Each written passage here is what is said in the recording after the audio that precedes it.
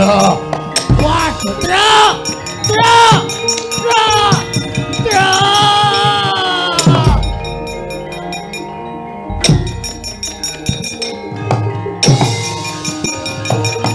Waduh.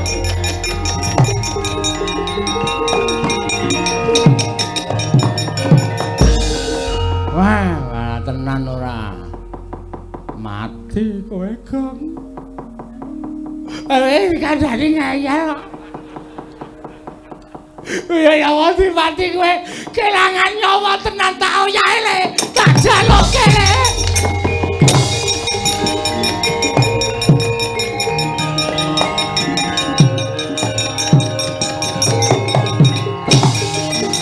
Wah, wah, wah, wah.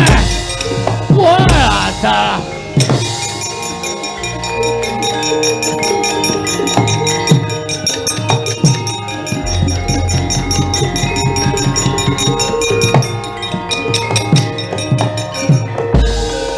Wis tak lebokke Gong saka cangkem. Nanging le, aku ngerti ya Madipati tangane kaya gegem apa terus tak rebut mbah wujude apa terus tak temlokke ning awakmu. Tangi Gong.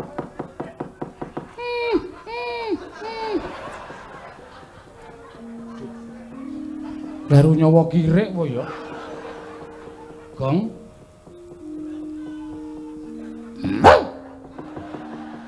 Waduh.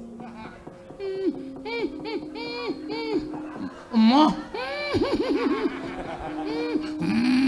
Wah, wis cilaka ya.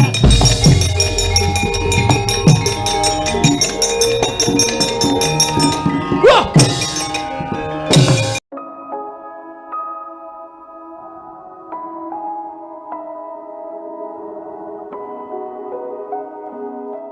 Niwangsuk mana mangadili nuweh. Ana sasmintaning sun jagat wasisaning Ubatara. Bathara-trata. Wilujeng, Pak. Slamet tekaku, Bagong. Kula ngaturaken bekti kula katur nggih, Bapak. Tak tampa kowe ngabekti karo wong tuwa ora liwat pangestu ning wong tuwa tampanana. Kula pun dinggo jimat paripe ndayanana ing kasantosan. Dipun sekecakaken anggenipun lenggah, Bapak. Ora kurang kepenak. Nggonku mapan ana ing pendapamu iki lah kok pendopo kok saya apik. Pangestune Pak kula ragati. Iya. Pendopo kok separuh gendeng, separuh plastik.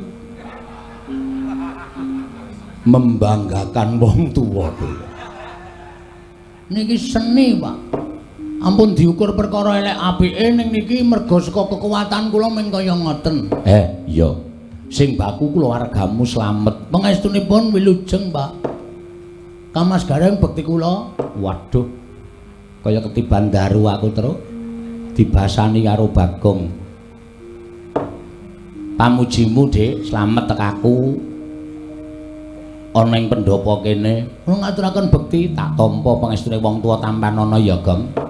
Kula pun dinggo jimat paripe ndayanana ing kasantosan. Kamas Petruk kula ngaturaken bekti kula kunjuk.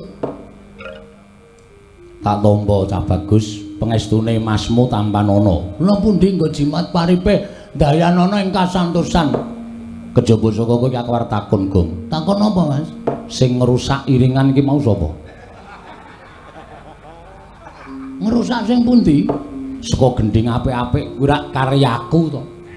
Kowe nek arep ngubah-ubah karya iki izin karo aku. Ketoke kok nek jejer Panakawan kok gendinge alus niku kok ora wangun. Mula terus kula ganti dayoe teka. Ha kuwi jenenge kowe kuwi apa ora izin karo aku kuwi salah. Nggih kula sakniki izin. Ha wis telat. Wis muni kok lagi izin. Arang madosi sampean niku angel e. Bagong, dalem, Pak. Aku ki kaget. Bareng aku tekan pendapamu kene lah kok. Kuwi sapa neng mburimu kuwi? Kok kaya kowe persis, Gong?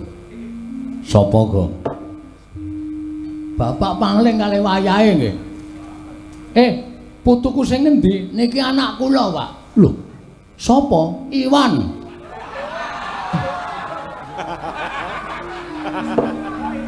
Lah kok aku ora tau weruh, kula titipke teng panti asuhan kok. Pancen. Bapakne isih, mbokne isih kok titipke ning panti asuhan. Mangane ora ilok, Pak.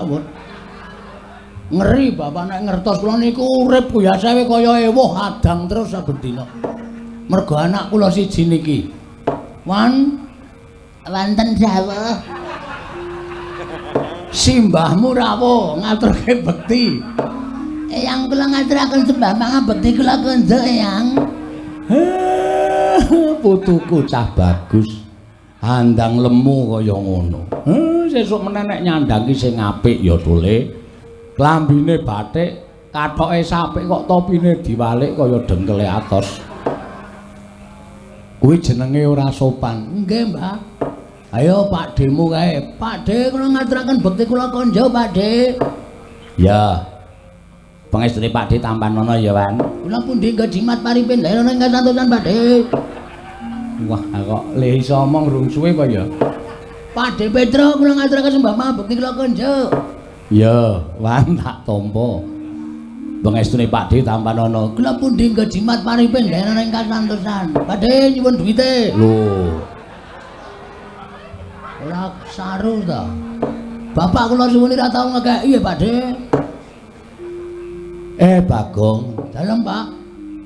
Kaget atiku. Ora kaya adat sabene. Kowe kuwi biasane nek butuhke bapak mesti sowan ning Karang Kadempel, ning kok kowe nyebar layang. Kowe nang layang mbok tulisi nek to dina iki bapak mbok aturi rawuh ana ning Pringapus kene. Ana wigati apa? Ana wigati apa, Gong?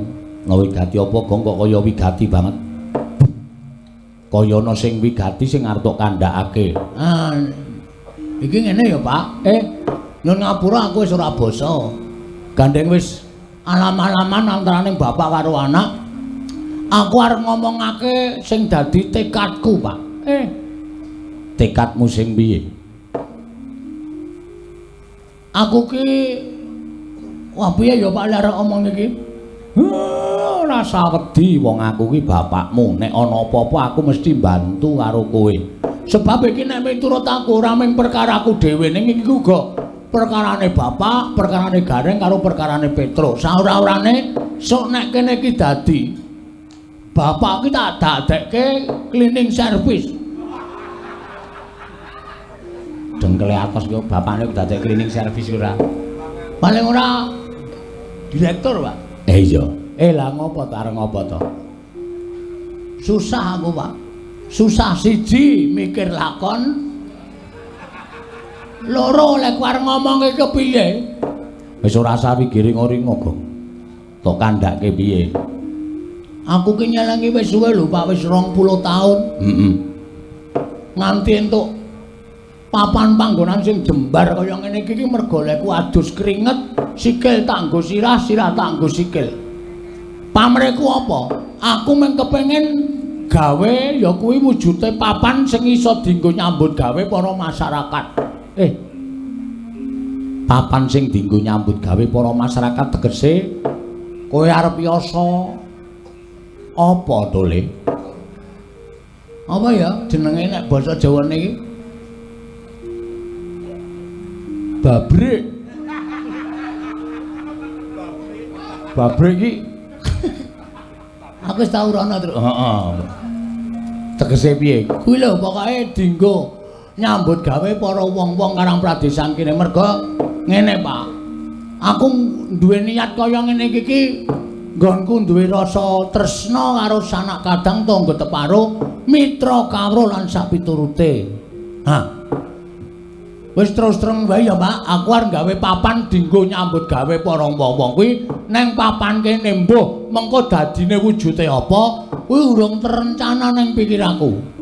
Iya. Apik kuwi apik. Mergo ngene, Pak. Tarewangi kaya ngene iki nggonku duwe rasa peduli karo kiwa tengenku karo sanak kadang mitra kawruhku.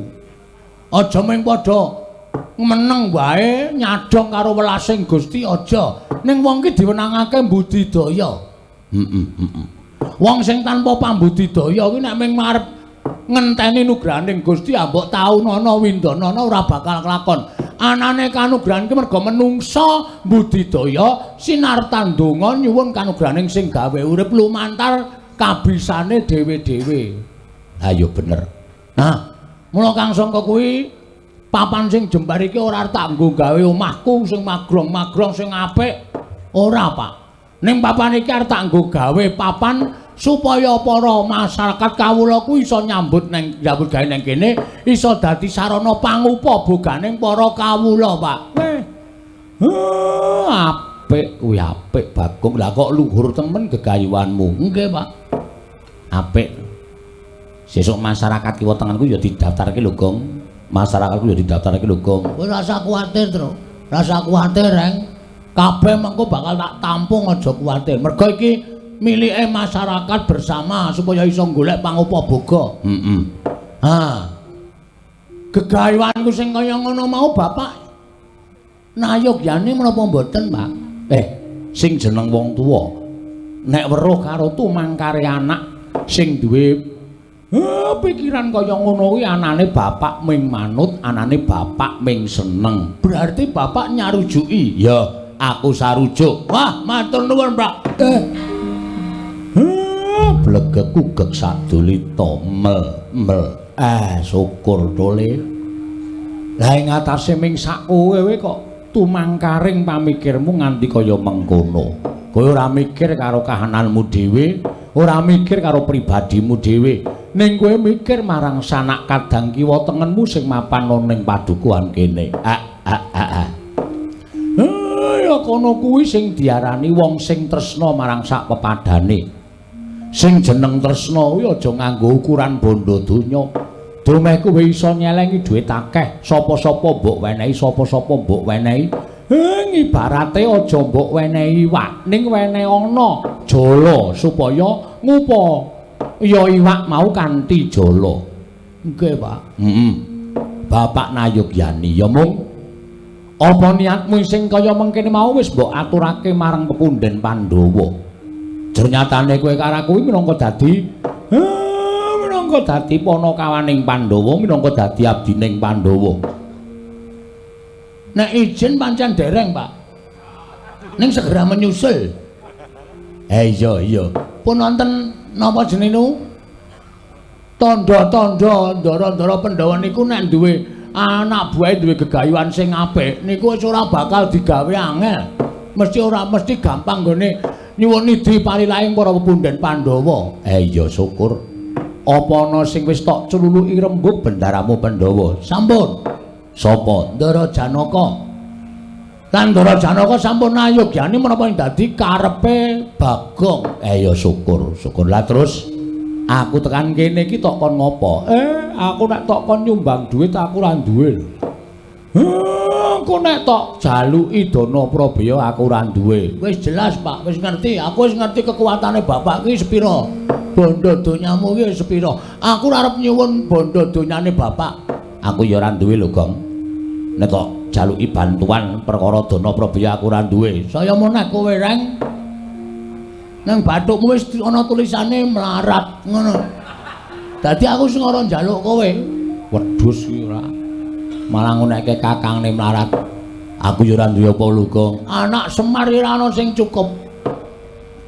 Dadi aku do tak aturi rawuh mrene iki ora tak jaluki dana Prabaya, ora. Sing wigati donga pangestune Bapak, Mas Gareng, Mas Petruk, rencanaku iki lancar nir ing sambikala. Nek ming kuwi aku gelem menehi pangestu lan donga marang kowe. Ning kejaba saka kuwi kowe ya ndonga dhewe. Ketoke rasah, Pak. Lho. Kok ora mergane aku ndonga bola-bali ora tau kabul, Pak. Ning nek sampean sing ndongake sampean Kyai Sepuh mesti percaya bakale kasembadan. Terus sakbanjure.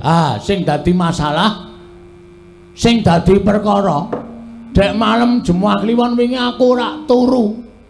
Iya, ora lek-lekan kowe. Rek ae lek-lekane ngantuk. Terus Aku ki teturon ning ngarep pendopo ning lincak ngarep kuwi. Lah kok makler tanpa nganggo iso tak ampet mripatku sirku ya lek arep turu ki nek slingsir wengi. Jarene wong tuwa, wong melek ki bakal gedhe kanugrahane. Ah, bener. Ning mau ora iso tak ampet maklek ilang sanalika. Jroning aku turu sedhela ki aku ngimpi, Pak. Kowe ngimpi apa? Aku ngimpi, Pak. Iso ngimpi apa? Jroning ngimpen kuwi aku ketemu karo sang ngakune jenenge Sang Manikmaya. Bapak tepung ora? Sik. Manikmaya kuwi Bathara Guru. Udu guru kuwi Manikmaya. Ah iya, kuwi Bathara Guru. Kuwi ora mulang nang ndi-ndi ya, Pak? Kuwi ki dewa kok guru asaduk lho, Pak. Sik. Kok sik Bathara Guru ki jenenge akeh. Wo, ya guru, ya Manikmaya, ya Jatimurti, ya Jagat Pratingkah, ya Catur Boja. Weh, wong siji kuwi. Ora wong-wong kuwi dewa. Jenenge pinang-pinang. Bathara Guru omong piye? Paring sasmita karo aku, Pak. Aku jroning pangimpen iki kaya ketemu karo Bathara Guru, aku salaman terus aku ngambung astaning Bathara Guru, aku terus segdeku mari kelu mirangake Bu Guru. Terus Bathara Guru paring dawuh karo aku. Heeh. Bedhawe piye? Bagong, kowe nggonmu mbangun papan sing kinarya sarana para kawula iso nyambut gawe panguput. Boga iso kecukupan, waton kudu nganggo disarati. Sarate apa?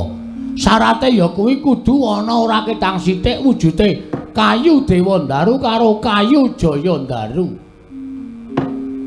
Gragap aku tangi, Pak. Bingung. Nguyuh sik. Oh iya, heeh. Bar nguyuh lagi bingung.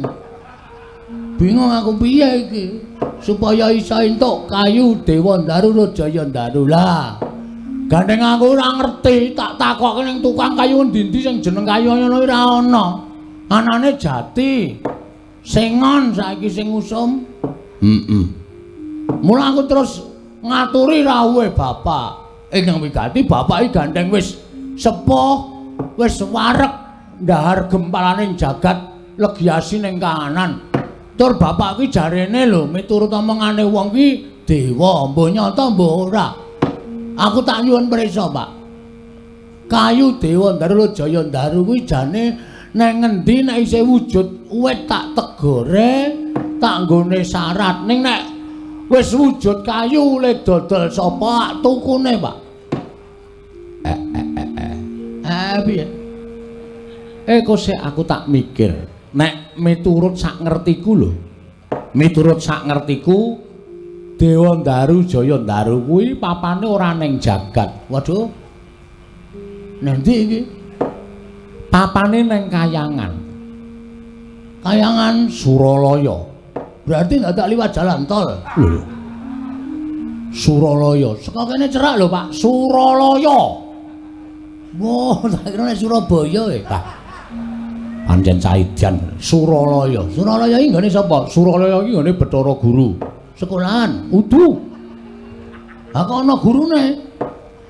Wah, Caidan. Aku nganti jagongan rasane ra betah aku. Suralaya iki papan pelenggane Bathara Guru. Ana guru kuwi lenggane ning Suralaya. Umar Bakri, udu. Jelaske, Pak, ayo nang ngapura aku ki.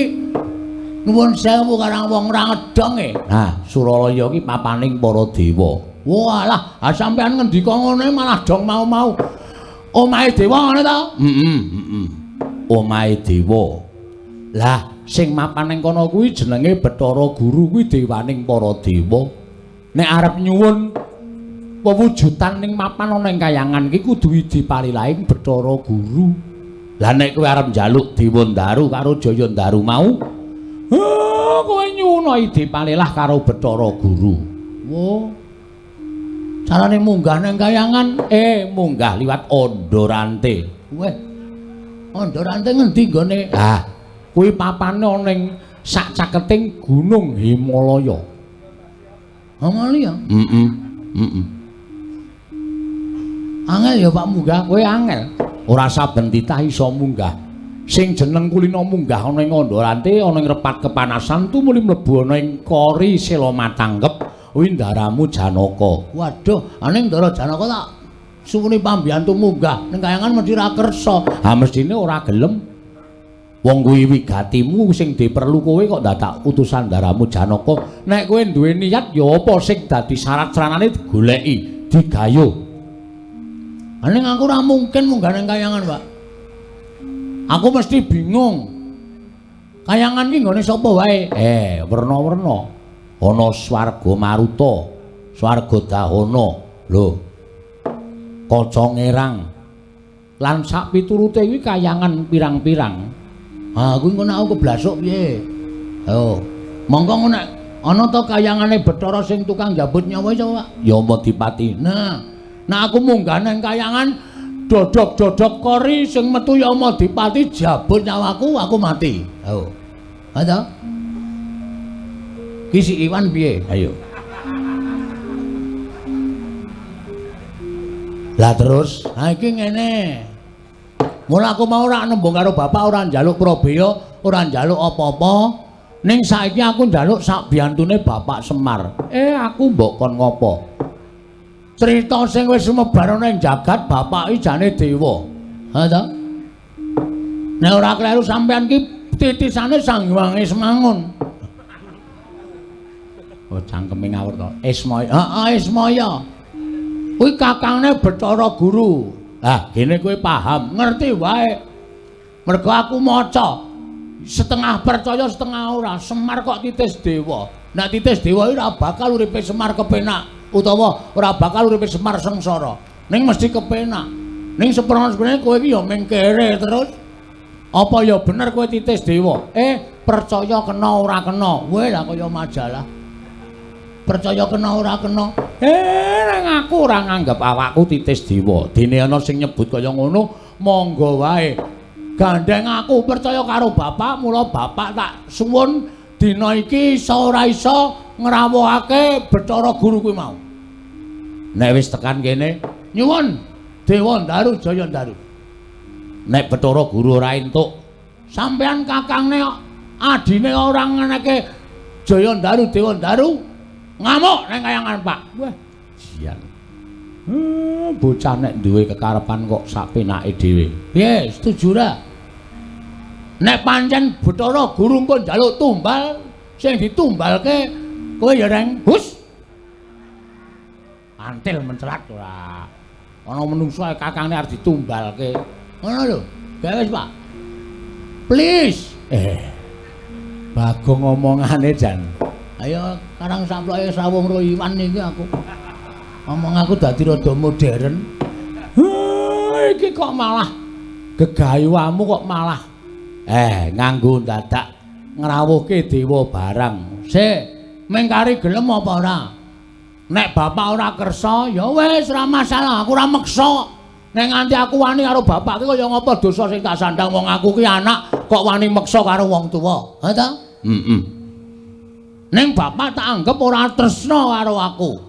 Gegayuhanku sing wis menteng-menteng kaya ngene mandeg ming perkara sampean. Wis. Dadi nek sampean ora ngrawuhke Bathara Guru ning pedukuhan kene iki wiwit dina iki coret akte kelahiran. Aku mau dadi anake Semar. Aktemu semprene rong dadi. Ora tok urus kok tenan. Men aku ora entuk warisan ta. Pancen setan tenan. Nek bapak setuju saguh Bathara Guru rawuh tekan kene, aku matur nuwun. Nek bapak engko ora gelem nembung, aku sing nembung, ora usah kuwatir. Aku sing nembung langsung karo Bathara Guru. Nek Bathara Guru maringake matur nuwun, nek ora bapak sing ngamuk. Lho. Piye to iki kok mulet iki? Sing nembung kono kok sing ngamuk aku. Aku nek kon ngamuk aneh, Pak. Emoh. Aku wegah nek kon ngamuk. Mula bapak sing kudu ngamuk.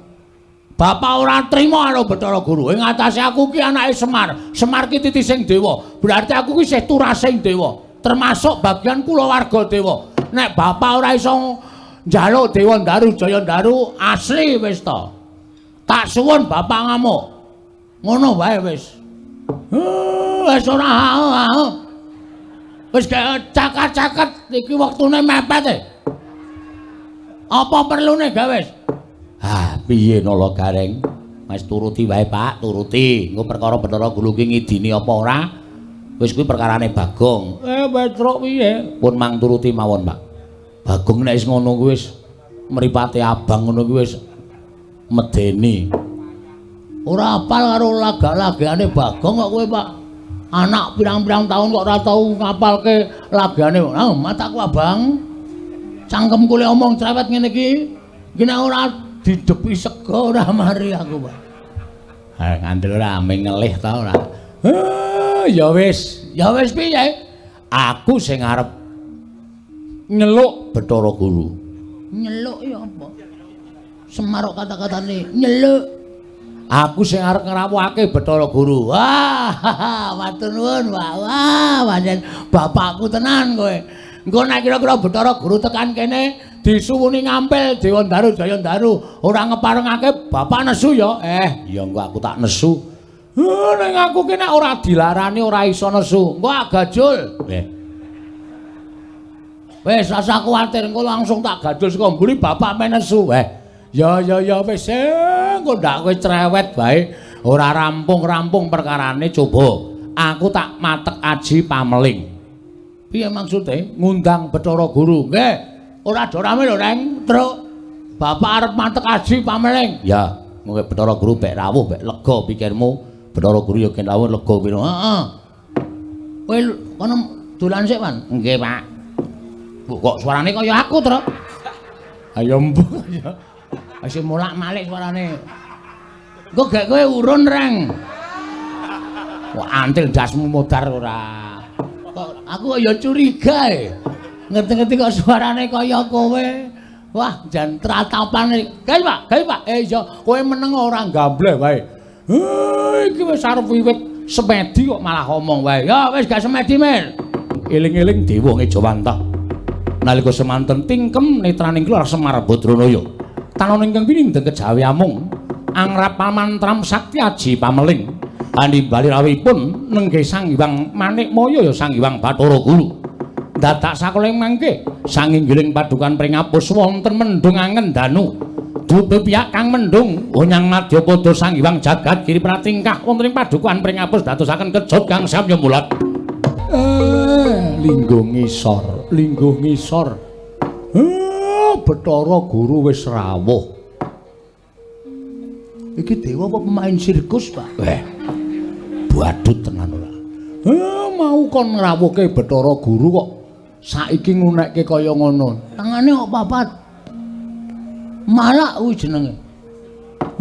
Bathara Guru ki tangane papat. Lah tuku klambi nanti. Mesti dadak ngadekke. Anjen badut tenan kok cah siji kae ora. Kaya ora duwe walate sapa-sapa lho, ora kena walate sapa-sapa nek omong sak penake dhewe. Manikmaya Padhararja sak pratamu Bathara Guru. Mastu nama Sidam Sekaring Bawuna Langgeng Kakang Semar. Tansah winantu ing suka basuki sowan kula niskala. Kepareng kula ngaturaken pudya pangastawanipun ingkang rayi kunjuk. Ya tak tampa. Pangestuku tampanana ya Guru, kula pundhingga jimat paripih ndayanana ing kasantosan Kakang Ismaya. Pukulun kula ngaturaken sembah pangabekti kula kunjuk pukulun. Ya Nala Gareng Ulun tampa.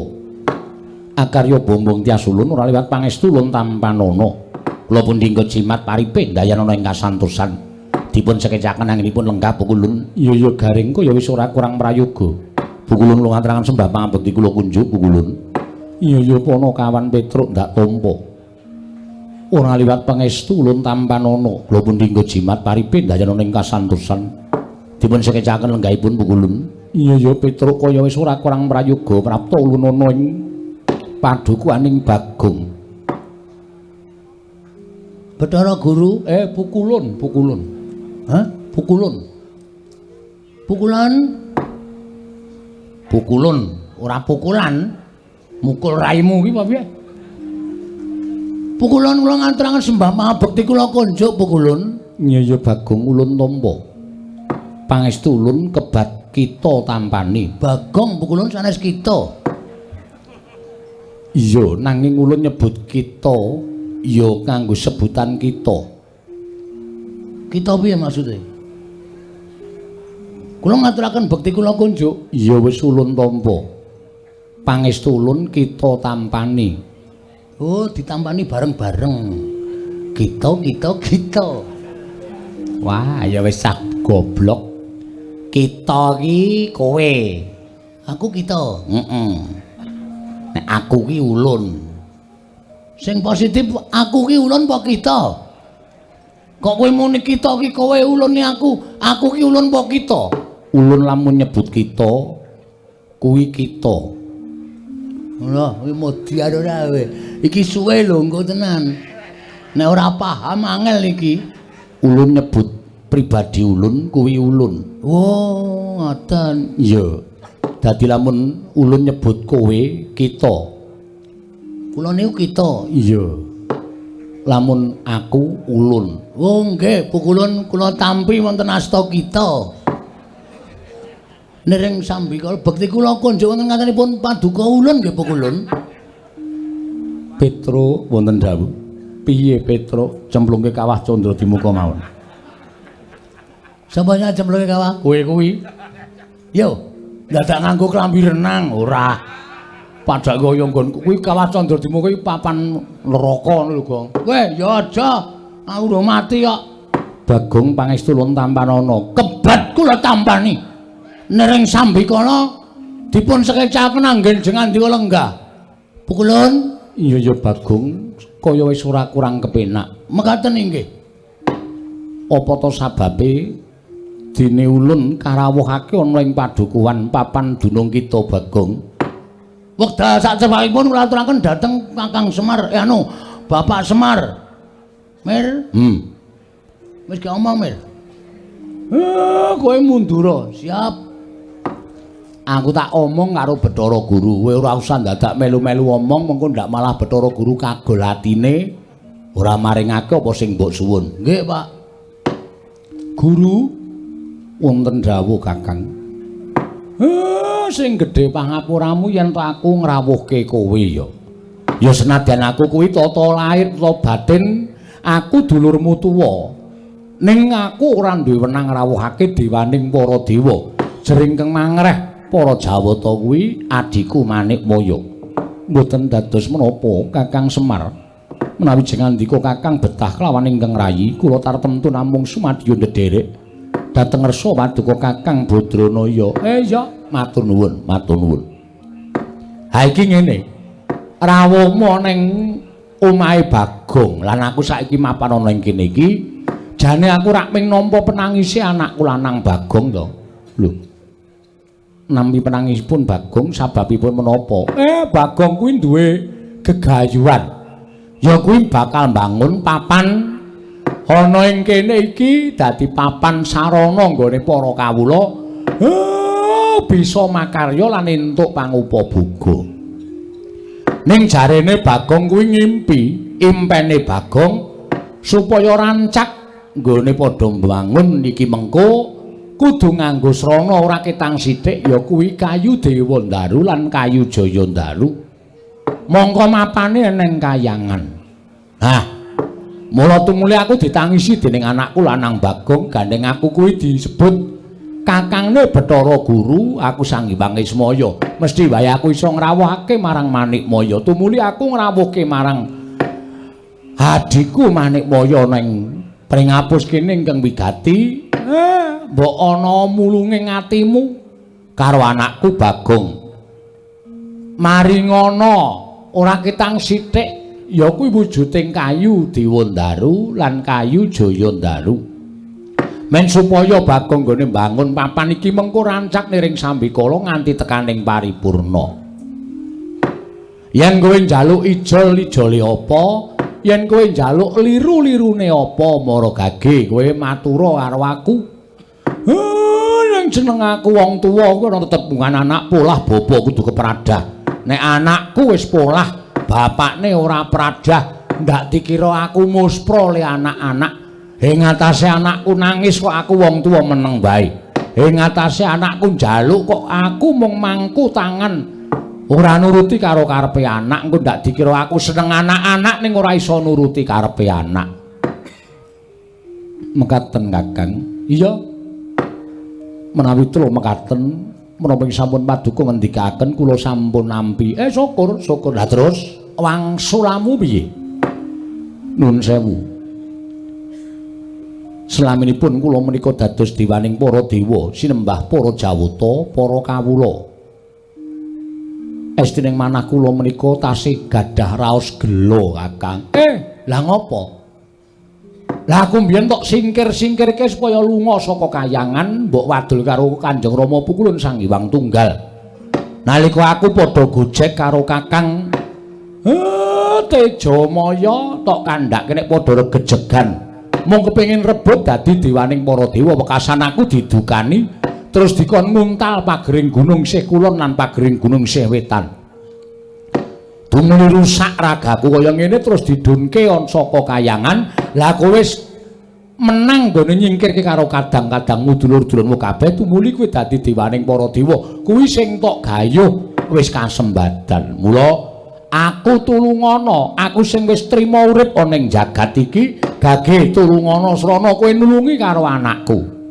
Babagan perkawis menika estunipun boten dados petangan kula. Lah terus namung kemawon selaminipun kula winisuda dados dewaning para dewa, nuwun pangapunten. Kakang Semar tasih wonten kagol kageling manah kula, pendak-pendak kula lenggah wonten ing Sela Kandawaru Binangun. Wonten ing Bali Martya Kunda Manik aglar sangganing para jawata, para widodara widodari samya manembah dhateng Manikmaya inggih ingkang rayi. Sedaya para kawula boten wonten ingkang wantun mrengkang kalian pernatanipun Bathara Guru. Sedaya para titah ing mapan wonten ing jagat boten wonten ingkang wantun mrengkang dhateng dawuh parentahipun Manikmaya. Namung kemawon wonten setunggal titah wonten ing jagat ingkang dumugi sak mangke boten purun nyembah, boten purun tata krama kalian Bathara Guru. Sapa kuwi? Lah kok dadi menungsa kok nekate ora jamak. Wani nranyak ora tata krama, wani nranyak ora nganggo ganggo karo Bathara Guru, apa ora wedi karo soting Manikmaya. Kakang Semar, Bagong badhe kula paringi kajeng Dewandaru tuwin Jayandaru menawi titah setunggal menika purun nyembah kalian kula saha purun ginakaken tata krama mawi basa mboten ngoko kados ingkang sampun dipun tindakaken. Kosek kuwi jane sapa ta kuwi? Sapa menungsa kok nekate kaya ngono? Mboten sanes kejamin namung Kakang Semar pribadi, Kakang Semar piyambak. Monggo kula aturi naliti dhateng kawontenan panjenengan. Kula menika dewaning para dewa, nadyan panjenengan menika kadang kula mestinipun kedah ngagungaken asmanipun Jawata, ngagungaken asmanipun ingkang rayi. Dipun prisani kawula semanten kathahipun teka Kakang Semar mboten ngatonaken anggen jengandika ngajeni dhateng dewaning para dewa. Panjenengan mboten purun nyembah kalian Bathara Guru, panjenengan mboten purun ginakaken tata krama. Menawi Kakang Semar kersa nyembah kaliyan Bathara Guru, kersa ginakaken tata krama kaliyan pun Bathara Guru, kula badhe maringi kajeng Dewandaru tuwin Jayandaru kelawan Panakawan Bagong Kakang Semar. Rasa aja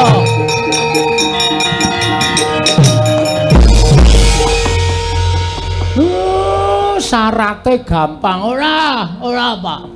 Nek dipikir tata lair pancen gampang ning batin ning ati ngrusak kuwi Pak. Kok iso ngono? Wis ora Pak. Aku mah nek panjang aku kelakon aku ngorbanke derajate wong tuwa. Aku mah nek panjang aku kasembadan ning aku kudu ngorbane karo harga dirine bapak. Aja wis ora nganggo kayu Dewandaru, ora nganggo kayu Jayandaru ora masalah. Ning bapak aja nyembah karo Bathara Guru, bapak aja basa. Bapake kakangne Bathara Guru. Bagong, kowe iki dewange wong tuwa kok malah ngunak-unak karo bapak. Bapak sing goblok kok. Ngunake bapakne goblok. Aku ngene iki nglabuhi karo kowe. Aku ora butuh tok labuhi. Nek bapak kudu ngasorake derajate bapak. Nek ngono nggonmu mbangun papan iki mengko ora kelakon. Kelakon. Aja kuwatir. Carane piye? Wis rasa nembung Bathara Guru tak munggah nang kayangan tak colonge, Pak. Aku nameng kon nyolong kowe.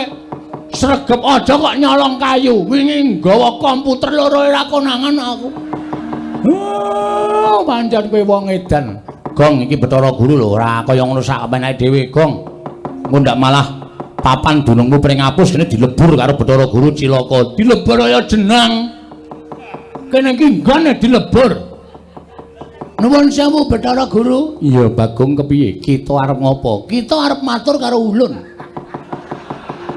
Iya menah iki. Matur apa kita? Ngene. Ulun kudune ngerti. Semar iki kakang kita. Piye ya iki ya, Truk? Wis biasa wae to, iki omongnya biasa wae malah. Kita ulun kaya basa anu kae lho. Kalau kaya basa Banyumas ki rak beda. Lah, nek basa Banyumas ki nek kowe iki, nek aku ki Inyong. Nek kowe iki Rika. Hah, ngene. Rika, wah, malah dienggo. Ngene mawon Pukulun. Nek Pukulun nyuwun syarat srana, bebana bapak kudu nyembah, kudu ndodok, kudu tata krama karo sampean, aku sing ora entuk. Yen kita ora entuk, kita ora bakal entuk kayu Dewandaru kalawan kayu Jayandaru. Ora masalah. Ora masalah.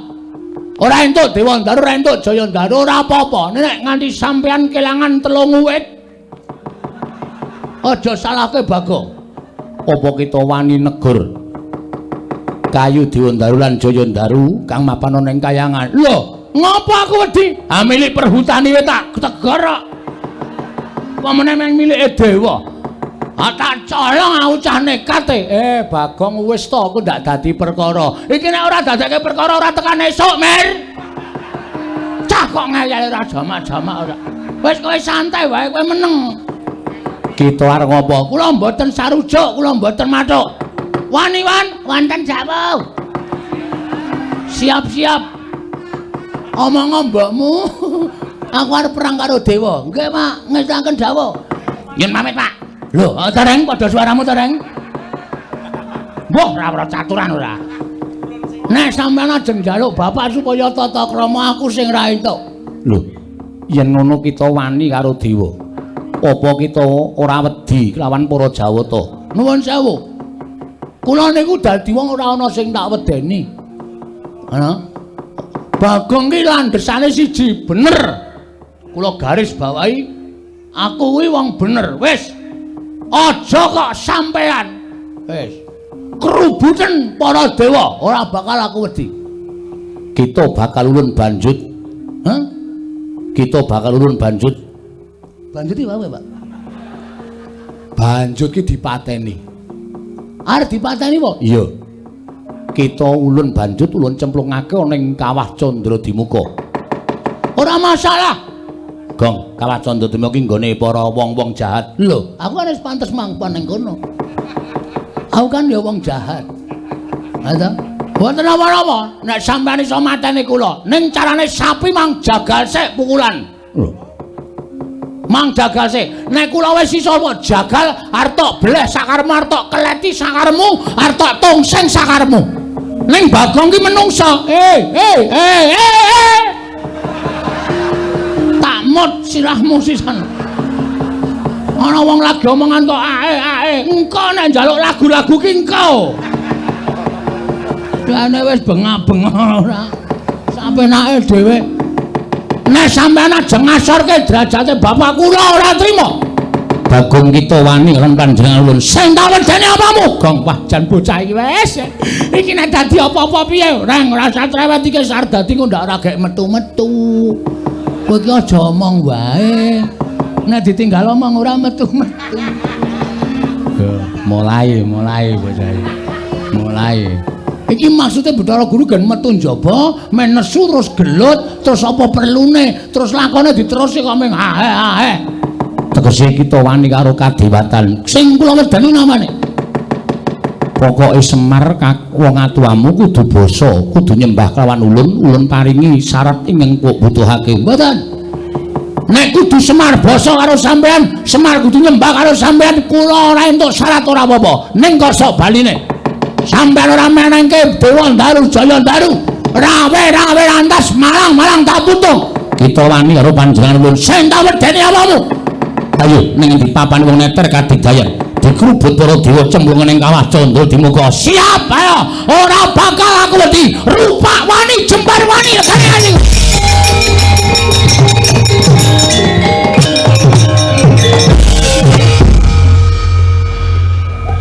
Ngapa ya, Mir?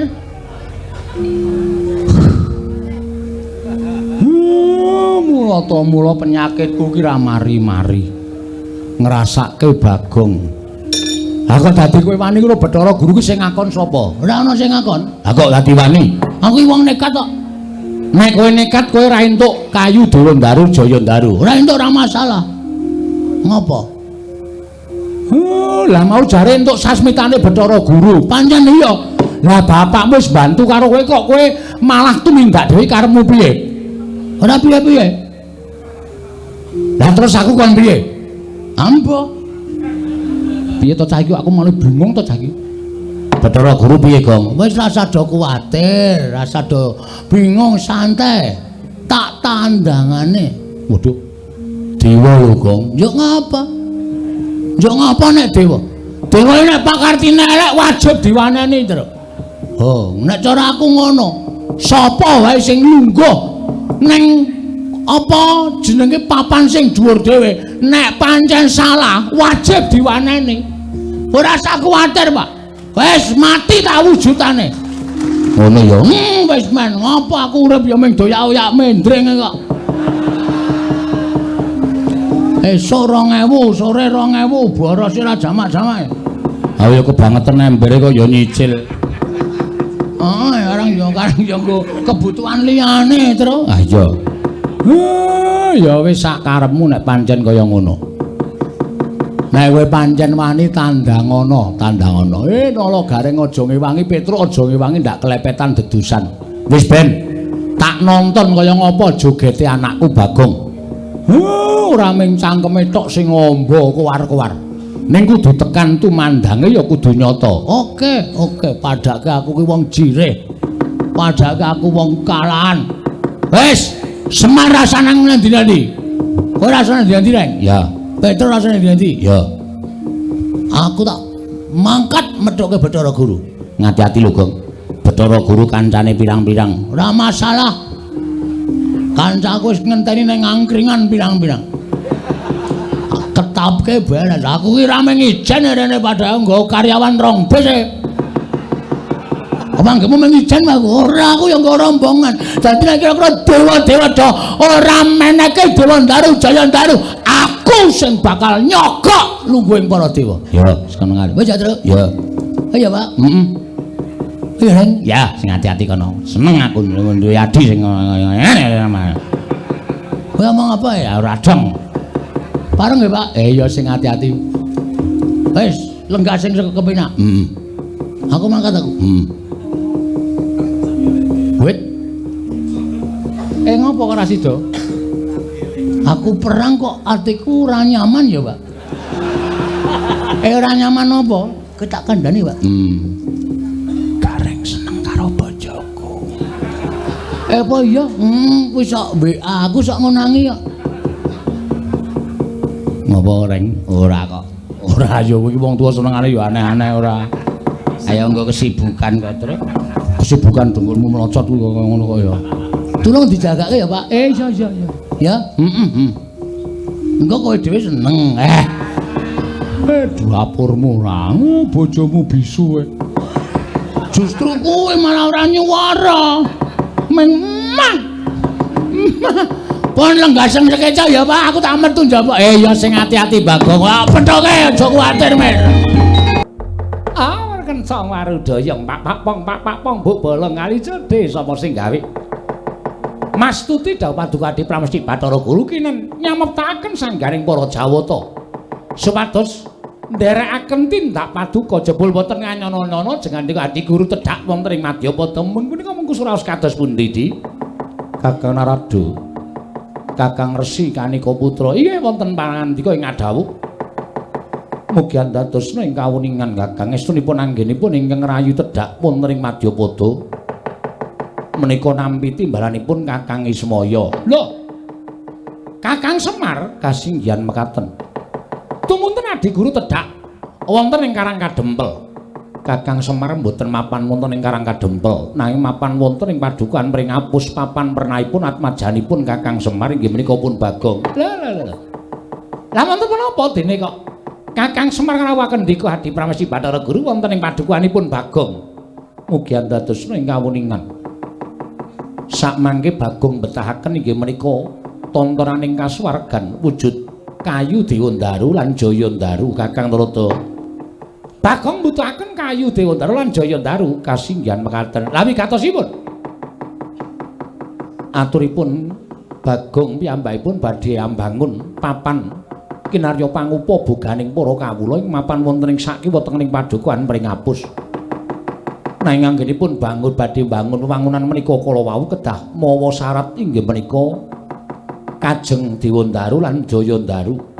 Tumunten Kakang Semar paring dawuh kalawan ingkang rayipun Bathara Guru nyuwun supados ulun maringaken Dewandaru lan Jayandaru tinampi dening atmajanipun Lurah Semar inggih menika pun Bagong. Wah, dalah.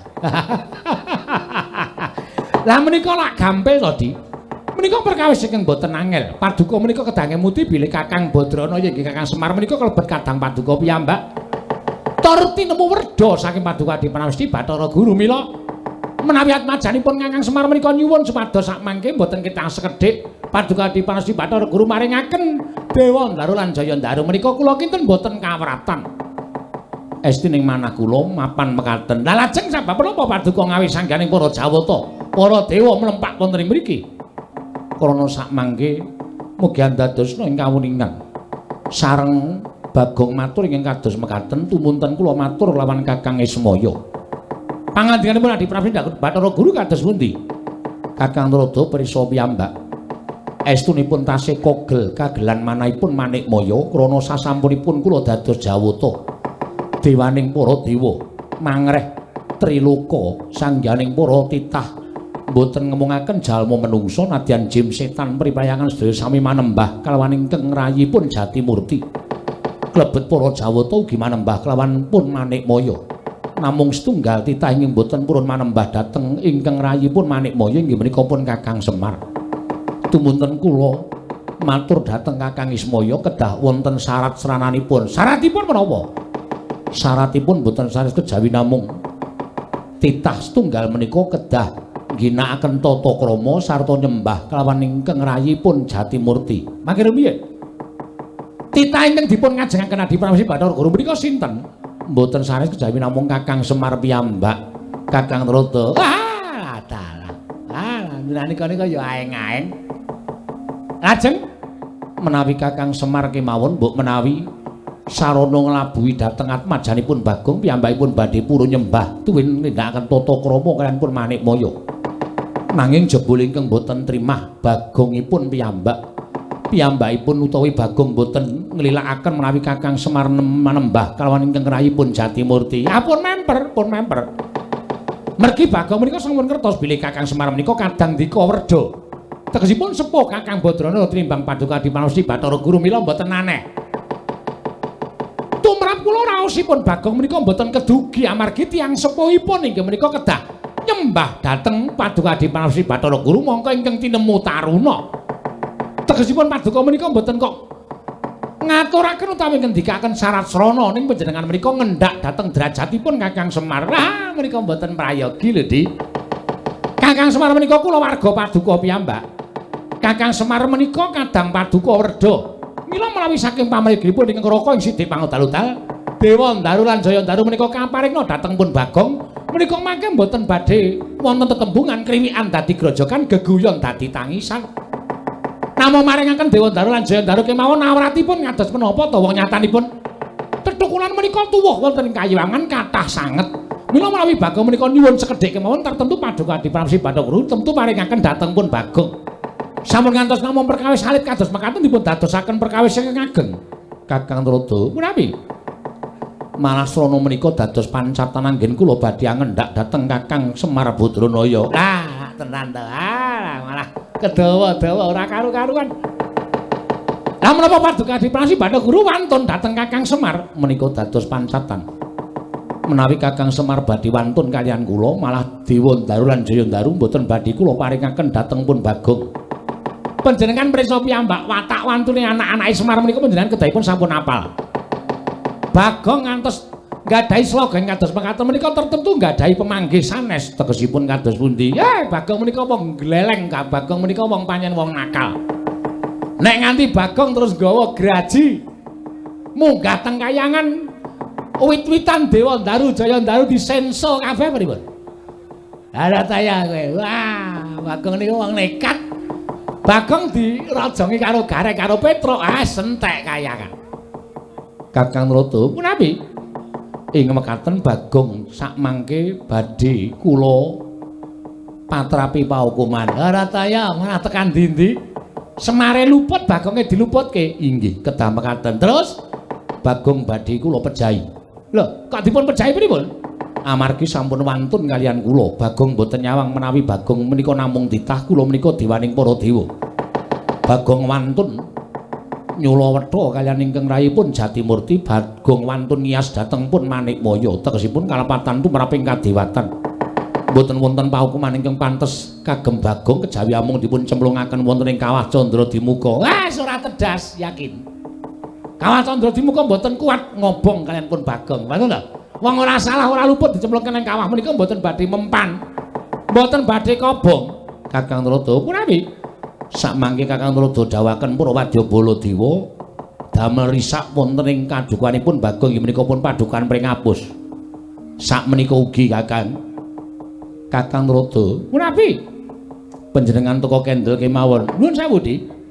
Tida-tida sing manahipun ing Rangga Sedhik Pangdalutal menawi kula kadhawuh supados ngrisak dhateng papan dunungipun Bagong.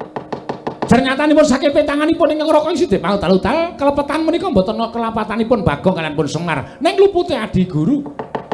Lupute Adi Guru ingkang duweni watak adigang adigung adiguna dumeh dadi dewaning para dewa. Panjenengan mboten ngurmati dhateng Kadang Werda inggih menika pun Kakang Semar Badranaya. Malah panjenengan badhe ngendhak derajatipun Kakang Semar menika tumrap kula mboten mathuk, kula mboten rujuk lan kula mboten condong. Menawi Kakang Rada mboten mathuk lan manggihipun Bathara Guru tegesipun Kakang Rada wantun dhateng pangaos kula. Mboten badhe wantun. Nanging kula menika kami tuaning dewa. Kula menika kami tuaning kayangan. Panjenengan menika menawi badhe menggok mergi tertentu kula jejekaken. Kula badhe jejekaken ingkang bengkong. Beneraken ingkang luput menawi dados pakantipun Adi Pramesti Bathara Guru. Kakang Rada nadyan panjenengan kami tuwa nanging ing dados panguwasa tunggal menika kula. Sanes. Lho, sanes dos pundi? Ing dados panguwasa tunggal menika Gusti karya jagat kula lan panjenengan menika namung kinarya pirantinipun anggenipun niti priksa dhateng para titah ing mapan wonten ing jagat. Dados menawi paduka menika ndhewekaken utawa mengeranaken dhateng panjenengan piyambak menika lepat. Kakang Rada punapi? Kekatan anggen kula munjah atur ngersanipun Kakang Rada menawi Kakang Rada mboten sarujuk mboten mathuk kula aturi kundur dhateng kayangan. Apa inggih bali ya bali kaya. Indra wonten timbalan pulun. Brahma wonten timbalan pulun. Yama Dipati nggih wonten dawuh pulun.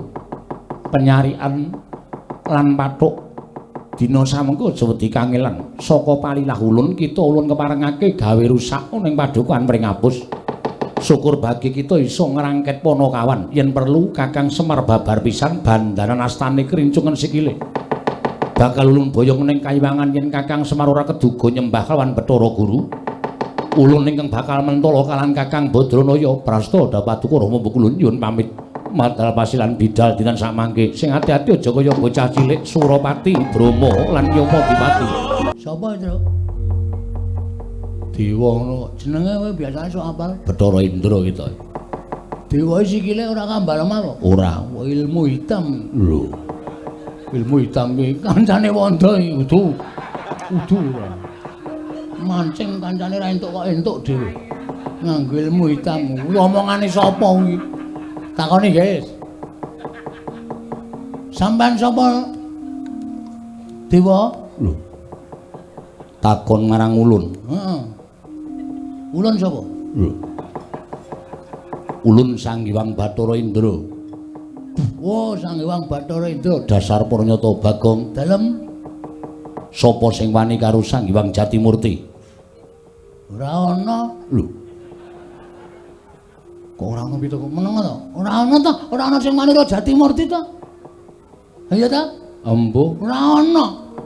Nek aku mangsuli omongane Bathara Guru pancen tak wangsuli.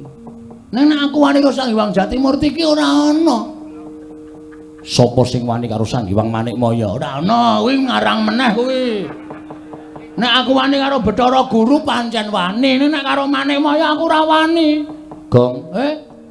Manikmaya ki ya Bathara Guru, Jatimurti ki ya Bathara Guru. Oh, satu orang toh? Satu orang. Wah, ya dimaaf. Ora ngerti aku. Aku sing wani. Bagong. Nun. Kowe ngerti ora?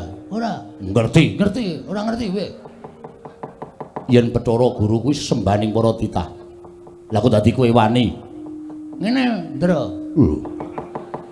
Buan iki kowe sidane ya gelute ndak tak basa-basanan ya, Tru. Engko nek kuwalan Ora wae. Aku tau nguyuhi sareane ra kuwalat kok. Mancen nekat tenan. Nek Bathara Guru pakartine apik, adil tumraping titahe. Aku ora masalah, aku ora arep wani karo sapa-sapa. Cah cilik kae ya, Ndra, nek bener aku wedi. Ning grango kaya ngapa, nek salah aku ora wedi. Arep derajate sundul langit, nek salah wajib tak benerke. Mergo iki suara rakyat, Ndra. Ngono. Dong apa itu? embo. Kok plak. Tatin mumbul kok ora. Kok plake akeh banget. Kok mumbul-mumbul. Lho, ih kowe. Hah? Dadi aja dumeh Bathara Guru ki dewaning para dewa, terus ora ana sing maneni, terus ngendhak gunaning jalma. Sapa-sapa kudu manut Bathara Guru, sapa-sapa kudu manut Bathara Guru. Apa Bathara Guru tidak boleh salah? Hah? Meng dijaluki Dewa Ndaru karo Jaya Ndaru, meng tak nggo syarat. Lah kok Semar kon nyembah karo Bathara Guru anggepe apa?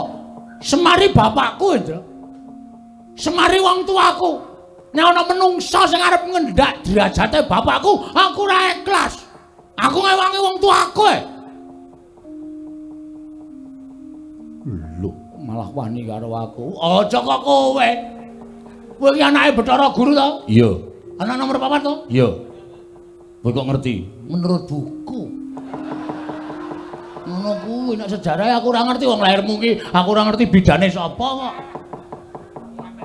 Hah? Aja kok kowe bapakmu ki nek salah kudu tak benerke. Aku bapak kok nyembah, kok kon basa, kok kon tata krama. Ora mungkin. Ora iso. Bapak ki tuwa bapak mangane Bathara Guru. Bathara Guru sing kudune basa karo bapak. Ngenggone unggah-ungguh ki Bathara Guru sing kudune nyembah karo bapak. Bapak wis gelem dadi titah, gelem dadi wong cilik, gelem dadi pamomong, ninggal kamukten kadewatan. Dipasrahke Bathara Guru kok wis dadi wong cilik, dadi pamomong, kok isih kon nyembah karo Bathara Guru. Model apa kowe? Ayo ge omong-omongan. Piye meneng wae iki? Stay. Nek omong jan mentes. Bathara Indra nganti meneng wae. Meneng wae nek terus ngampleng cilaka iki.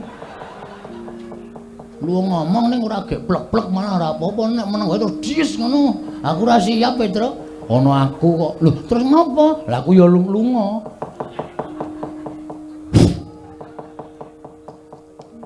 Ndamu mripat. Kan ngopo?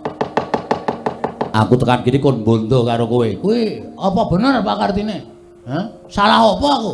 Luput apa aku? Aku nyolong apa? Aku nglarani sapa? Kar dibondo kaya penjahat. Cacing tak kepidak menungsa ngolet butuh males, Ndra. Bagong ki menungsa. Duwe perasaan. Anak kowe arep nglarani karo aku nek iso bangga. Wani karo Setawet dari awakmu. ora minggat kene markaning patimu. Tiban tangane Petruk. Sik. Sing nantang ki kowe. Oh jare mau ngewangi. Ngewangi ning kowe sike wong jenenge wangi iki sing kawogan temandang sik nek ra iso lagi tak ewangi. Kowe ngeperang sik engko nek karo kalah aku maju. Ora ngono tembunge. Ya baleni saka tangan-tangan mau. Saka sing endi? Saka sing kata-katane kowe muni lho wani karo aku. Tak odeni ngono kowe sing ndak ora gayeng. Wani karo aku. Sing tak wedeni matamu. Lho. Apa-apamu? Ki mergaring pati pangga tayane. Iki mergaring maju becare.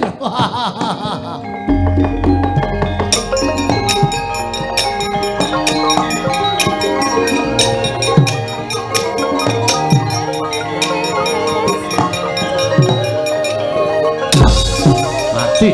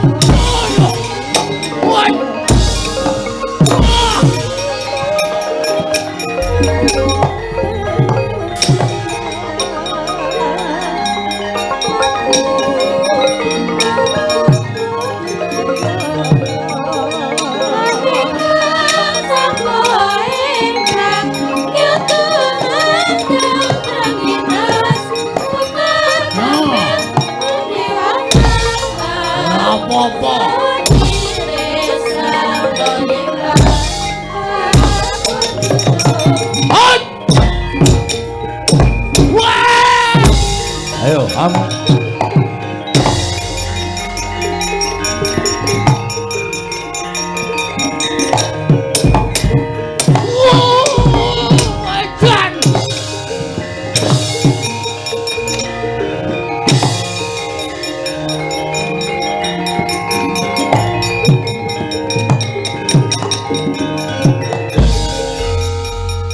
iki saya adiar mati terus. Lho. Sebabe, nonton ora? Saka kadohan rapati ketoke. Kowe jiri kok. Nonton saka kadohan kok. Bathara Indra ngantem sirahku. Heeh. Pet-petan mataku. Tiba kowe. Genah. Bluk candak sirahku seret diantem cengelku diek muntah aku terus. Wah. Mangan apa? Mengangin. Ora klebu apa-apa to, urung.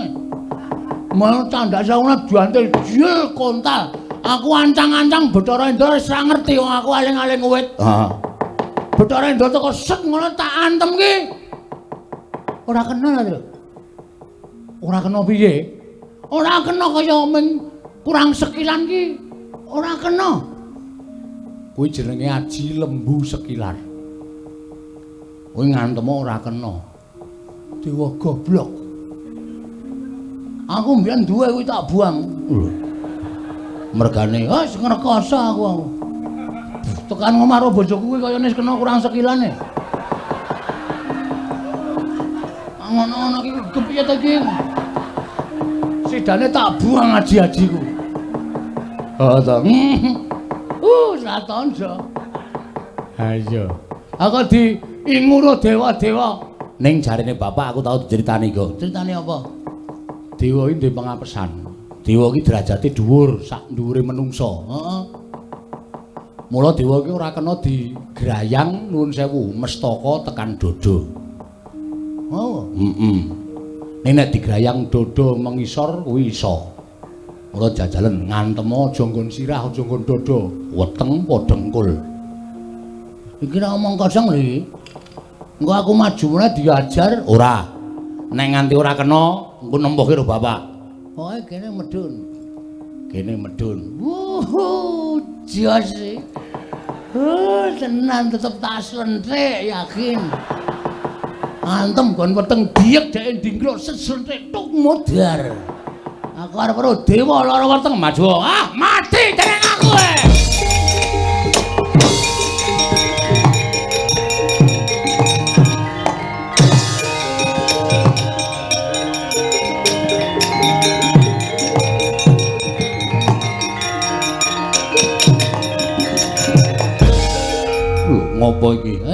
ditutuke Mas ya. Diantem mestakane ingsun. Pecah siramu. Pecah ya. Canggleleng padake anak Semar dantem anake Bathara Guru kalah. Trima ora dadi yung kusikek. Nah. Lagi ngampet ya. Ora males kowe. Dia nampa tenane sampean tak antem kok ora kena. Titah ora bakal kewagang sarta iso ngrayang dewa. Yakin? Yakin. Wis mantep kowe muni ngono. Wis. Apa tak anggap aku ora iso ngantem karo kowe? Iya. Yakin? Yakin ki apa? Yo kok tak jak omong yakin ta iki. Memantapkan lho. Iya. Nganti iso ngantem aku bumi langit tangkep. Piye? Nganti iso ngantem karo aku bumi langit tangkep. Sambata legane atiku kowe. Waduh, waduh mati aku. Wah!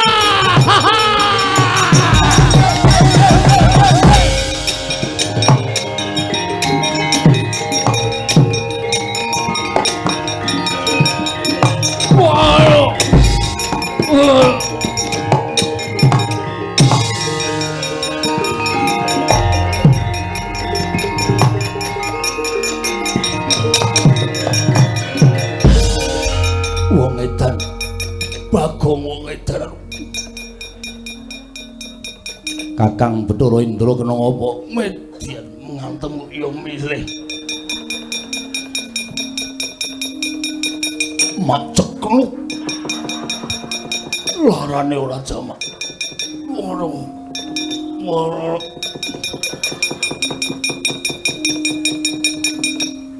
Sapa iki? Ulun Bathara Brama. Weh, dewaning geni. Iya, nyilirake Mas. Us. Anggo ngopo? Engko udut rande geni. Ngene. Wong edan. Wah. Aku kurang ajar tenan. Dewa-dewa dadi ece tenan. Arep ngopo kowe? Ngewangi Bathara Indra, ha? Ha? Ayo, apa tak anggap aku ora iso ngantem para dewa? Sampya mungsuh aku kowe. Wiladal ngedapi-dapi temen.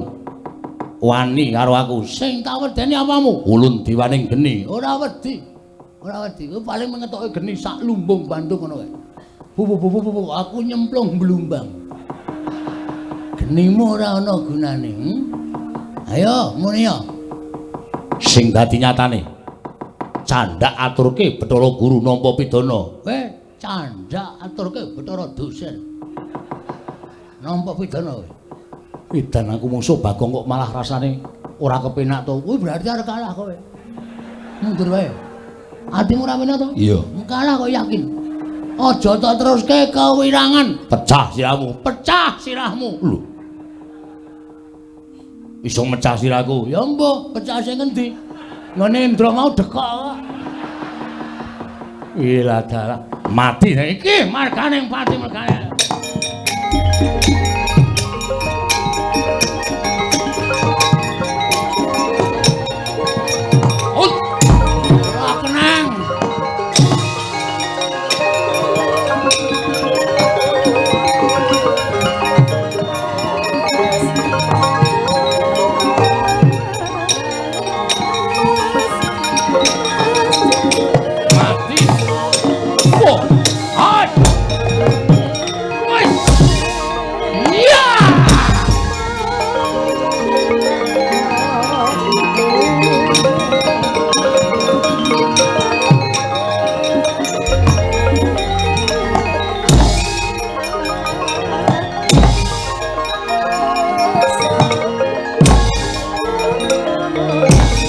Ayo maleso. Ya. Maleso.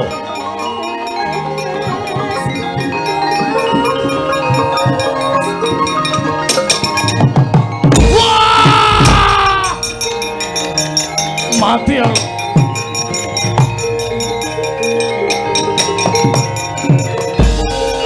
Piye, Kong? Cara brangae bajigur ana. Ah ngopo? Tak inceng ndase. Heeh. Sepatune dunggahke. Aku nggajul kono kena sithik, anggon aku kena akeh. Mules. Heran sik terus. Wah iya. Ora apa-apa. Golek es teh. Moh. Bareng kok golek es teh barang ora. Tulung iki nek ora tau ombane weteng kula tenan golekno es teh bayarono sisan. Wah. Cang nekat ora jamak-jamak ora kene.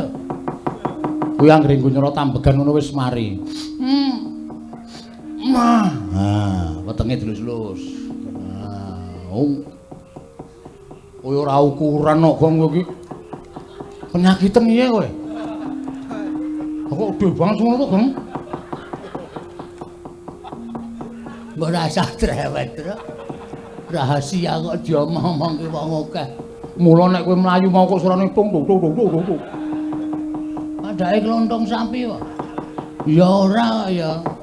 Yes, Bathara Brama kalah. Kowe iso menang karo Bathara Brama. Ya ora gleleng kowe. Gleleng kok kowe. Maju meneh. Bar iki sapa? Ketoke ya Bathara Bayu ya ana, Bathara Yamadipati ya ana. Bathara Pathuk. Pathuk apa Pathuk? Pathuk, Bathara Temburu. Kuwi enteng-enteng sing abot dhewe Bathara Yamadipati ngono nek semelangku nek kowe dijabut nyawane. Ngati-ati ya, Truk, ngematke sing tenanan. Ya. Nek nganti aku dijabut nyawane tututi lho, Truk. Ya. Nek ora tututi aku mati tenan. Nek aku mati piye? Ayo. Kowe ya sedhe to? Ah sedhe. Aku adimu. Ah iya. Mula tak awas-awasi saka kene. Nek kira-kira engko Bathara Yamadipati arep njabut kowe praitno ngati-ati lho, Gong. Heeh. Bagong aja mlayu legane kae. Undura. Kowe aja nganti wani karo dewa. Iki Yamadipati. Iya. Kowe sing jabuti nyawane titah. Iya, pancen kepara nyata. Ora gelem semingkrak jabut nyawamu cemplungke kawah Candra Dimuka. Piye? Jabut nyawamu, jabuten iso mati jenenge. Wah.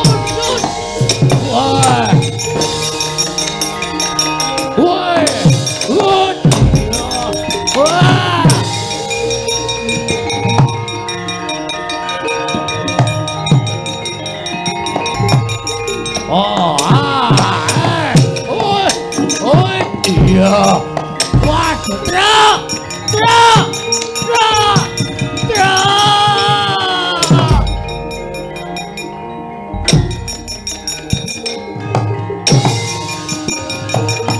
Waduh.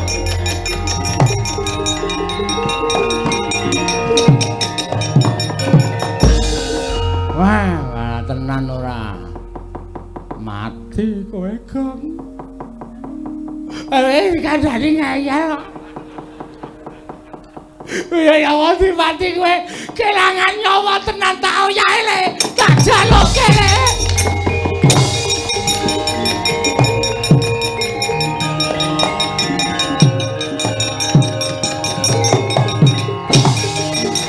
Wah, ada.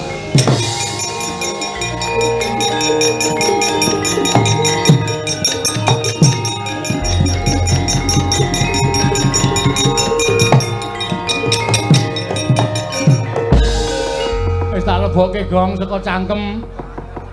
Nanging le, aku ngerti Yamadipati tangane kaya gegem apa terus tak rebut mbuh wujude apa terus tak temlokke ning awakmu.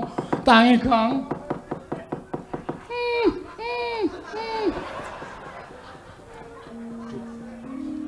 Baru nyawa kirik apa ya? Gong.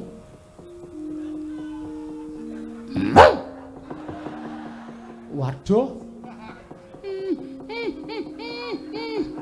Emoh. Wah, wis cilaka.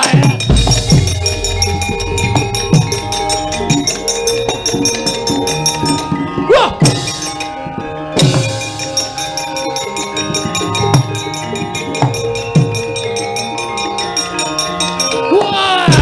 Oh, ayo, diku ayo. Wah, Petro, ayo. Kandang wae. Wah, ada.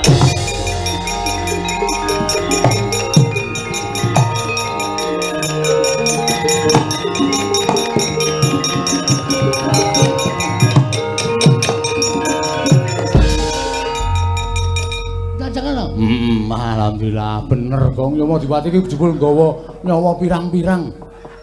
Masa? Kaya aku mau wis urip e. Lho, krasa ta kowe? Krasa. Enak ngomong kok suarane. Kleru nyawa kirik. Wah, jan. Arep tak dol ta? Ora ya. Arep didol-didol ora. Lho Yamadipati sing ngoyak. Minggir to. Arep kapan jabut genti nyawane. Gong, men pokoke.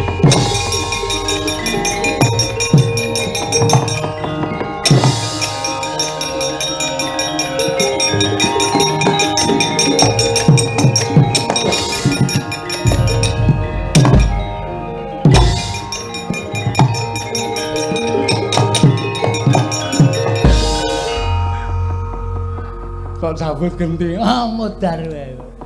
Adake anak Semar iso njabut nyawa ta iso wae anggere mlebu nggawa arit rak kekreki kabeh. Saedan ora. Balekke Gong. Ora arep tangu. Lho. Arep dingu piye nyawa kok dingu?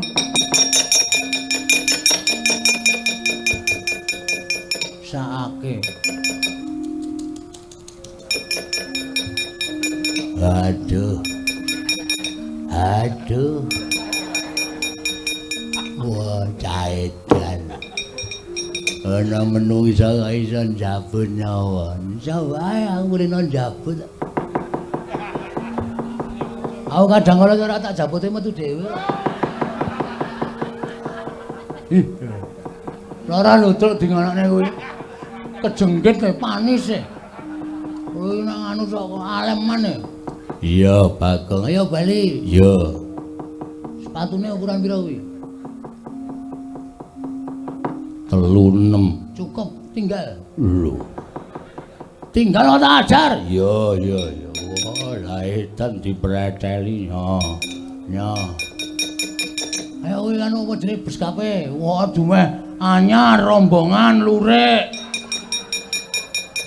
Ayo njaluk kene. Iya, wah wis. Ya. Iki tampani. Lho, apa iki? Silet. Lho. Nggo ngopo? Kuwi dikerok jenggote kuwi. Lho. Ben ngopo? Ngingu kok jenggot. Ngingu ki wedhus ben mana? Oh, ya men kowe iki senengane kok senengane. Sono mulai kono. Yogi kowe ya.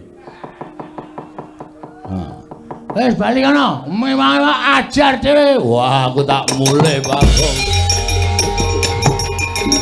Wah. Mas Tunomo sidam sekaring bawun langgeng.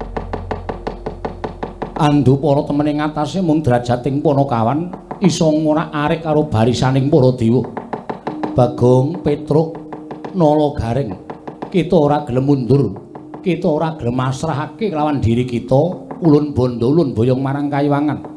Yen perlu wong atuwa kita, aja takon dosa. Padukuan tak tamani Cis Trisula, ora kobong wong sak padukuan aja dundang Manik Maya keparat. Manik Maya. Lah kok ngliga pusaka kadewatan. Kakang Semar. Sampun boten wonten raos sabar malih. Wonten manahipun ingkang rayipun Manik Maya. Dinten sak mangke Kakang Semar keparing maringaken dhateng Atmaja panjenengan Bagong menapa mboten? Menawi mboten kula mentala bumi angus padukan pring apus mriki Kakang Semar. Sabar to, ora kaya ngono kuwi. Lah kok dadi kowe nuruti karo karepe Bagong. Bagong ki wong srogal-srogol. Bagong ki wong kebak sembrono. Nek tok tanduki malah kowe engko kewirangan dhewe larak tenan to. Dewa-dewa kalah mungsuh anakku Bagong mergo nggonmu nuruti karo mubal-babaling nepsu. Ing mbok ora iso mbok peperwekasan. Gawe wirangmu dhewe, kula sampun mboten peduli. Bagong mboten panjenengan pasrahaken. Kula ingkang badhe damel bumi angus padukaning pring apus. Weh, lah dalah, wis iki men durus bapak. Ora usah nesu, manut karo bapak. Nek ora manut ndak malah ora kakon. Aku mangkel kok kaya lanang-lanang dhewe. Bathara guru kok dumetangane papat. Ayo, gelut karo aku ning tanganmu loro wae. Lho, tanganmu loro wae piye wong tangane wis papat kok. Wis, kowe rasa melu-melu ben bapak. Men bapak, gong men bapak. Terus saiki karepmu piye? Kula nyuwun Bagong badhe kula cemplungaken kawah Candra Dimuka. Weh, lah aku ki wong tuane. Nek Bagong cilik loro gedhe tekaning pati, ya aku sing ora entuk. Aku sing ora trima. Lajeng keparipun Kakang Semar kados pundi? Dewa Ndaru Jaya Ndaru mbok wenake Bagong apa ora? Bagong sampun wani kalian kula. Mboten badhe kula paringaken. Nadyan kanthi syarat srana menapa kemawon mboten badhe kula paringaken. Kowe kandha. Saiki kowe kandha. Syarate apa wae bakal tak turuti. Aku mesti saguh minangkani syarat ingkang mbok aturke kelawan aku Manikmaya. Menawi Kakang Semar dawuh mekaten kula badhe ngaturaken syarat srana. Syarate apa? Gandeng Bagong sampun wantun kalian kula. Tegesipun Bagong sampun wantun dhateng pangaosipun kadewatan. Wantun dhateng panguwasa ingkang rayipun Manikmaya. Terus dosane Bagong aku sing nyandang, lupute Bagong aku sing nebus. Ora apa-apa kowe kandha. Menawi Kakang Semar mboten parengaken Bagong kula boyong dhateng Kayiwangan sakmenika ngaten kemawon. Kakang Semar dados lintunipun. Ijole piye? Kakang Semar kula boyong dhateng Kayiwangan. Sawise tekan Kayangan menika Purbawasa wonten astanipun ingkang rayipun Manikmaya. Wonten ing Kayangan sak mangke Kakang Semar dados lintunipun Bagong nampi pidana saking rayipun Jatimurti. Sagah menapa mboten? Lakonane. Pak. Pak. Saya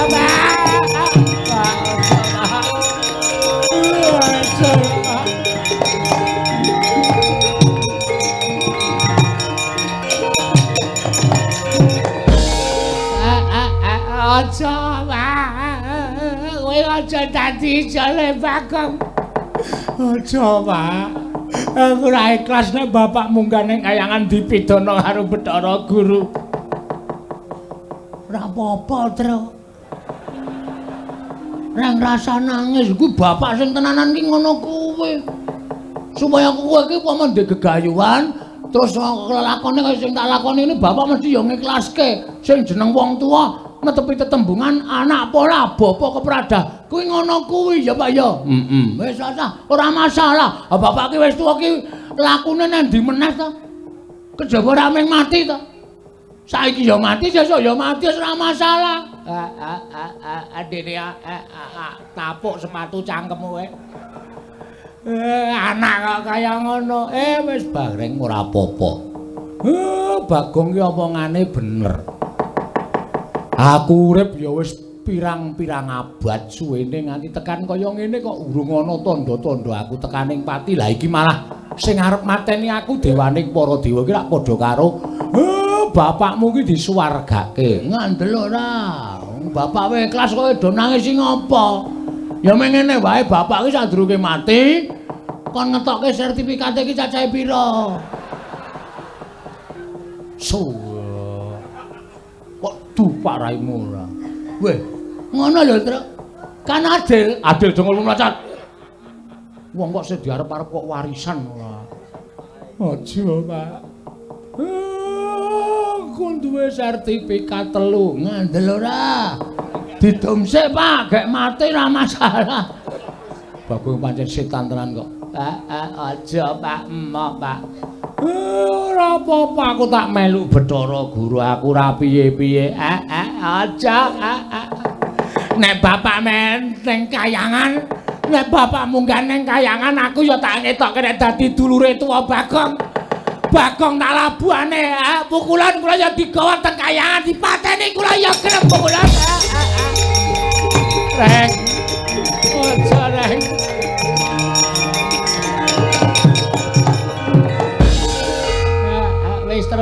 Aku ya wis tuwa, umurku ya wis pirang-pirang. Wong urip lakune nang dine, kejaba mung mati, bapak mati aku ya tak mati. Wis kowe rasa melu-melu. Aku ora mentolo karo kowe. Aku ya ora mentolo karo bapak, ya ora mentolo karo kowe, Reng. Nek bapak arep dipidana karo Bathara Guru, kowe arep dipidana karo Bathara Guru. Pukulan kula mboten kantun, kula ya dimelu teng Kayangan mang pidana sisan kula.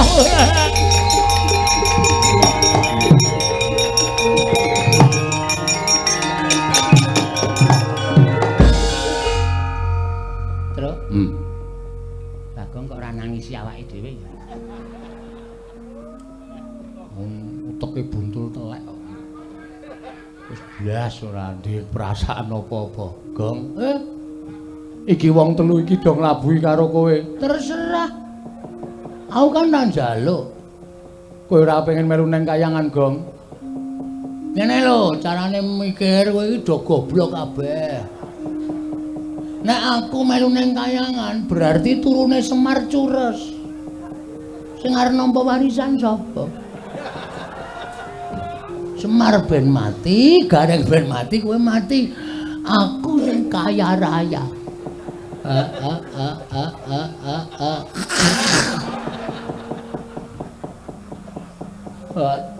Cangkem kok kaya ngono. Wae aku nang omah wae. Nek nganti aku kok gagal gegayuanku mbangun niki, sapa sing dicucuk? Wis, nek pancen do ikhlas mbelani aku ora masalah. Aku matur nuwun ya, Reng. Matur nuwun ya, Truk. Matur nuwun ya, Pak. Wis do mbelani karo aku. Pun kula nggak digawari. Pun mboten sak ditakon cemplung kawah blung modar kabeh pun. Iya, aku ngene iki nglabuhi kowe lho, Gong. Aku ya ngerti kok, wis tenang. Engko tak tulis nang tembok omahku. Pahlawanku. 1 Semar, 2 Gareng, 3 Petruk. Pahlawanku. Dilukis. Wah, angel nglukis matamu iki lho, Reng. Setan tenan tenan. Kakang Semar. Piye? Panjenengan sampun ikhlas. Ora ikhlas sebab apa? Apa mung mati kok ora ikhlas. Mati kuwi sangkane dhewe-dhewe. Upama sangkanku saka kowe ya wis tak terima-terimake.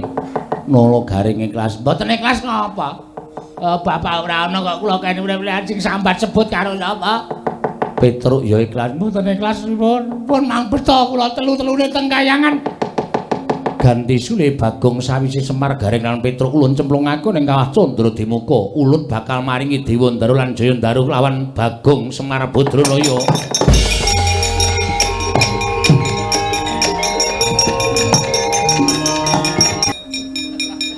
Rana sing tajak omongan, rana sing tajak geguyan. Monggo aku nek tangi turu ora raope langsung ketemu Gareng terus do ngopi wong loro. Raketang pait. Terus udut-udutan raketang tegesan. Ning sing penting ra iso ngulir budi ngasah kadewasan karo Kakang Petruk ya ora ana. Monggo Semar iki janjane aku tresna tenan karo kowe lho, Pak. Kowe mesti ngekeki ilmu-ilmu karo aku arep pameng lumrah ilmune wong cilik-cilikan iso digawe urip. Aku mau kok ya ora melu ejan. Terus sapa sing arep bantu karo aku wis iki nek aku mlayu nang ndara-ndara Pandhawa. Matur Ndara Puntadewa. Matur Ndara Puntadewa. Iya piye, Bapak? Bapak kare Gareng kare Petruk digawa teng kayangan. Lah kena ngopo? Mbelani kale kula. Nek ajeng dicemplungke teng kawah. Lah kok kowe ora? Kula mboten melu. Menungsa apa kuwi Werkudara geceken sirahe? Wah, ya. Yes. Modar aku. Iki nek lapor nang Ngamarta, upama aku mlayu ning Darawati.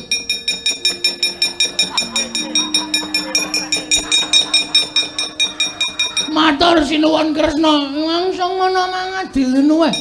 Ana sasmintane nang jagat wasane Ngombatara. Ana apa wae, Gong? Kok kowe tawang-tawang tangis?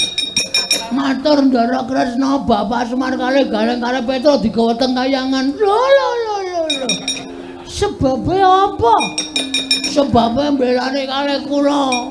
Lah kok kowe ora mati? Nggih, wong baterane tesih wutuh. Wah, adalah sencaki laran. Sedika kesaken dawuh. Lah tak mati meneh. Nendi ya iki? Polsek kowe apa ya? Lapor, Pak Polisi ada kematian. Di mana TKP? Di kayangan. Nah, mumet polisi lar nang kayangan. Gimana sampai di sana? Patroli nggak bisa sampai sana. Sudah terserah, kamu urus sendiri. Wes rampung. Siapa ya? Sowan Prabu Dasamuka wae Pak ya. Prabu Dasamuka iki kejeme ra jama-jama. Munteng wae dipateni. Jane gantran. Wis cilaka iki wis. Weh. Oh iya, Dik. Bapak iki sing ndek sedulur. Ngendikaning para sing do ngerti iki, bapak iki mbiyen lahir ndok. Kok bapak to? Sang Hyang Tunggal ki nglairke ndok. Terus kuningane dadi Sang Hyang Guru, kulite dadi Watagok, teleke dadi Semar. Putihe, telek putihe dadi Semar. Weh. Ndok putihe, Ding. Nah, Watagok. Aku sing ngrawuh, Wah, aku njaluk tulung ya, Pak.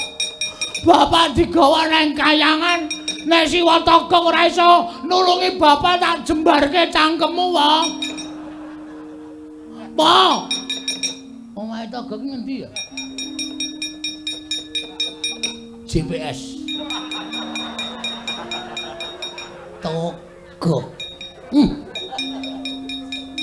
Oke, Oh iya. Oke. 18 menit saka kene. Parani tenan. Slamet tekamu tolong. Ana ing jurang porong kene. Pangestune Kang Togok. Slamet tekaku, Kang. Aku ngaturke bektiku katur ya Kang Togok. Tak tampa. Ora kaya biasane. Kok kaya lesu. Kaya ora duwe krekat lan sarengat. Semangat. Nggone Kang Togok manem Brama kalawan rawing Ratu Agung sejagat. Ora leman lu. Ya pancen bener. Aku iki janjane lagi ngelukur. Lah ngapa? Ora kok kowe kok saiki kok aleman kok rupamu kaya gendut dalang cong waidut. Ae karang ya. Tukule rambut ki ora ajet. Ning ya ora apa-apa malah tambah bagus. Lah iya, lah ngapa?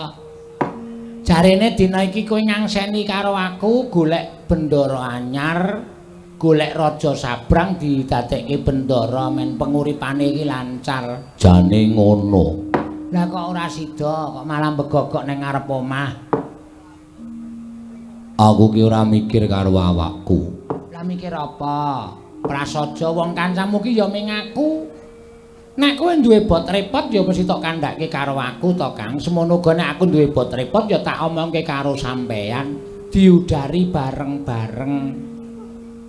Ora kaya biasane anggere muni golek juragan anyar iki kowe mempenge ora jamak-jamak. Lah kok saiki kok nglokro iki jane sing tok pikir apa? Ora kaya biasane aku ki kok gagas impen ya lho.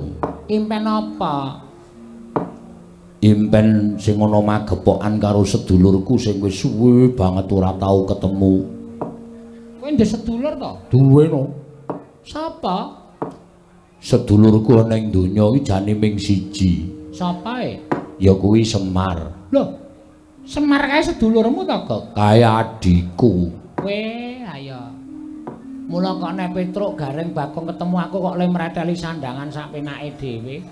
Ayo kaya ngono kae pambegane anake Semar. Monggo Semar kuwi uripe ning tanah Jawa, kowe karo aku uripe ning tanah Sabrang. Lah kok dadi Semar ki manjing ning impenku. Lah kowe ngimpi apa perkara Semar? Tanpa kanyono-nyono kok Semar ki kaya numpak prau. Lho, ana Sumatera apa? Ora. Lah kok numpak perahu? Semar numpak prau, aku ngawat-awati saka pinggiring segara. Ora nganti kanyono-nyono prau kena ombak gedhe Semar kendang kapracondang aku bengok-bengok sak seru-serune merga weruh Semar digawa dening bantering alun ning Semar wis ora ketok kaget aku nangis tangi turu ngantian mongko ora tau ketemu lah kok dadi bareng aku ngimpi babakan adhiku lanang Semar kok nganti mbrebes mili impen kuwi werna telu Gok Titiyani, Gandayani, Puspatajem utawa Kacitra, Kasudarsana, Kadara Dase. Impen Titiyani kuwi wancine jam 09.00 tekan jam 12. Kuwi mung wong duwe pepinginan sing ora klakon tegese wong lindur, wong ketonto. Upamane kepengin tuku penganggon mongko urung klakon nganti ketonto kegawa ning ngimpi kuwi jam 09.00 tekan jam 12 Titiyani. Gandayani kuwi jam 12 tekan jam 2 kuwi impene wong turu, wong ki nek ora ngimpi jam semono kuwi ngibarate wong mau wis bisa disebut mati suri. Oh, malah kowe ngerti. Ngerti. Lah terus impen sing pungkasan ya kuwi Puspatajem utawa Kadara Dase kuwi jam 2 bengi tekane jam 4 esuk. Kuwi impen sing bakal ana maknane. Aku ngetangi gregah kuwi wis krungu kluru ing jago. Lah nek ngono impenmu kuwi klebu impen Puspatajem utawa Kadara Dase. Kuwi impen sing ana maknane. Terus maknane apa? Lah kuwi sing aku ora ngerti wong aku ora nggawa bukune. Mangko biasane aku ki nek ngimpi mesti tak tileki nggon buku. Nek ngimpi segara kuwi ya paling ora 0. Terus nek kapal kuwi 4 ya tukunen bolak-balik. Totok mudar ora. Wong limpen tenanan kok malah disambung rapet ki sing ora-ora. Lah aku ya ora dong kok. Ning saya suwe kok atiku saya melang-melang kaya ninggal jejabang nepi ning Balumbang. Engko gawe neng apa-apa ya, Lung. Lah wong ado puruke kok kowe iki arep ngopo? Umpama kowe iki tekan gone Semar, arep tetulung karo Semar, ya wis kesuwen to, Gok. Wong tanah sabrang karo tanah Jawa ki dadak liwat segara kok. Aneh-aneh. Mbok ya wis ora usah gagas sing werna-werna, gagas karo uripmu lan uripku ayo golek juragan ratu sabrang sing anyar terus diderekke. Wis ngono wae, netepi karo kewajibane awake dhewe urip ning alam padang minangka dadi batur sing tukang tutur-tutur karo bendarane awake dhewe yen ana tumindak sing ora bener. Kuwi kewajibane awake dhewe ora usah dadak aneh-aneh. Lah iya. Lah iya. Ning kok atiku ora kepenak, atiku krasa ora jenak. Ora usah tok gagas, wis to. Nek tok gagas terus-terusan malah ora prayoga kedadiane. Wis saiki ngene, budal kowe arep ngajak nendi, ayo tak derekke. Perkara impenmu kuwi sisihna saka rasamu. Mengko nek kesuwen kowe karo aku ora netepi kewajiban, malah ngrekoso. Nampa duka saka dewa malah ora kepenak uripe awake dhewe lho, Gok.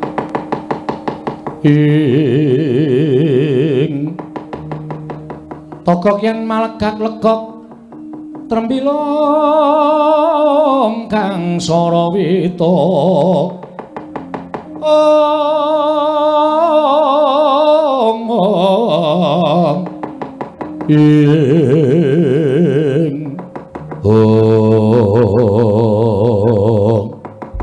dereng ngantos bidah iku togok tuwin ora bilung kedadak ingkang mletek-mletek saking katebian nyumurupi lenggah iku ora togok Cantugara. Nah, candhak kowe wae. Aja kaget wae aku sing teka, anakmu lanang anake Semar Bagong wae. Aku sowan ya wae togok sayangku. Iki ora pangling rak Bagong to. Heeh, wae. Lho kok tekan kene. Ngrekoso goleki alamatmu iki. Ning nyatane tekan kene. Aku ngaturake sembah pangabekti kula. Ku katur ya, Wa. Ya tak tampa. Wah, edan kowe tambah sugih. Ya mergo saka le nyambut gawe nderekke ratu-ratu sabrang. Ora ling lho, lek musuh iki ngutuyul mburimu kuwi to, Gok. Ora ngawur iki Pak Demu mbilung. Wah, iku brengos barang saiki. Slamet kowe, Gang. Slamet, Pakde. Ya syukur. Karo sapa? Dhewe. Lah kok dhewe kok dulur-dulurmu ora tok jak tilik karo Pak Dene. Sepisan aku tilik kawidadane Siwa Toga. Heeh. Angka 2. Kowe ndedet ora kok? Kok tekan duit. Kowe sandangamu teng gebyar ngono ketok nek saiki wis rada mukti. Mula nyambut gawe sing apik. Nyambut gawe apa wae iki ditememeni, ditenani. Mergo kuwi bakalit awuh rejeki.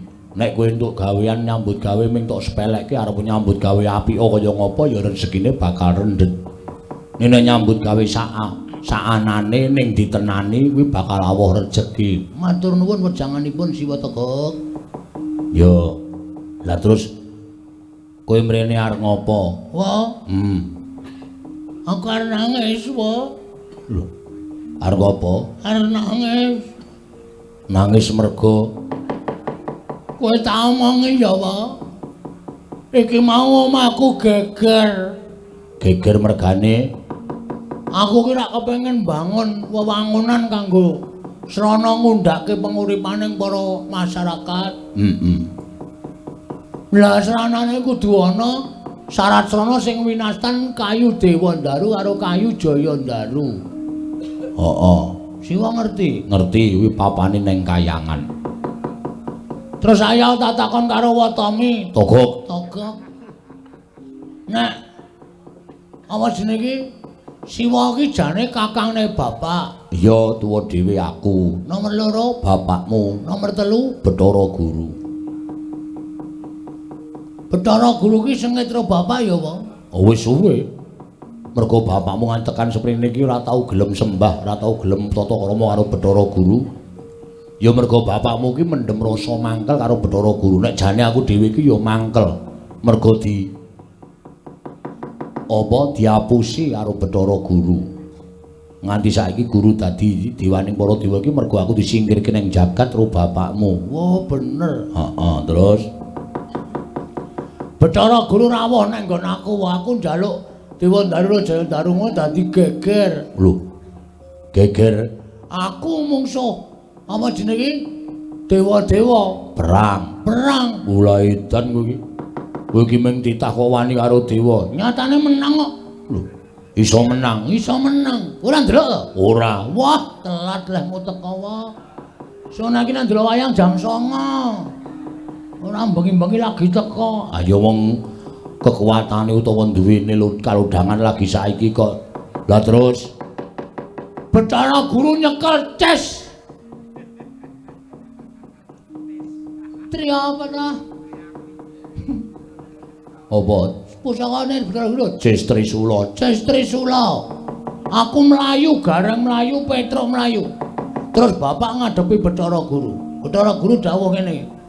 Taunana windanana kayu Dewa Ndaru Jaya Ndaru ora bakal tak paringke Bagong. Terus bapak syarate apa? Aku manut.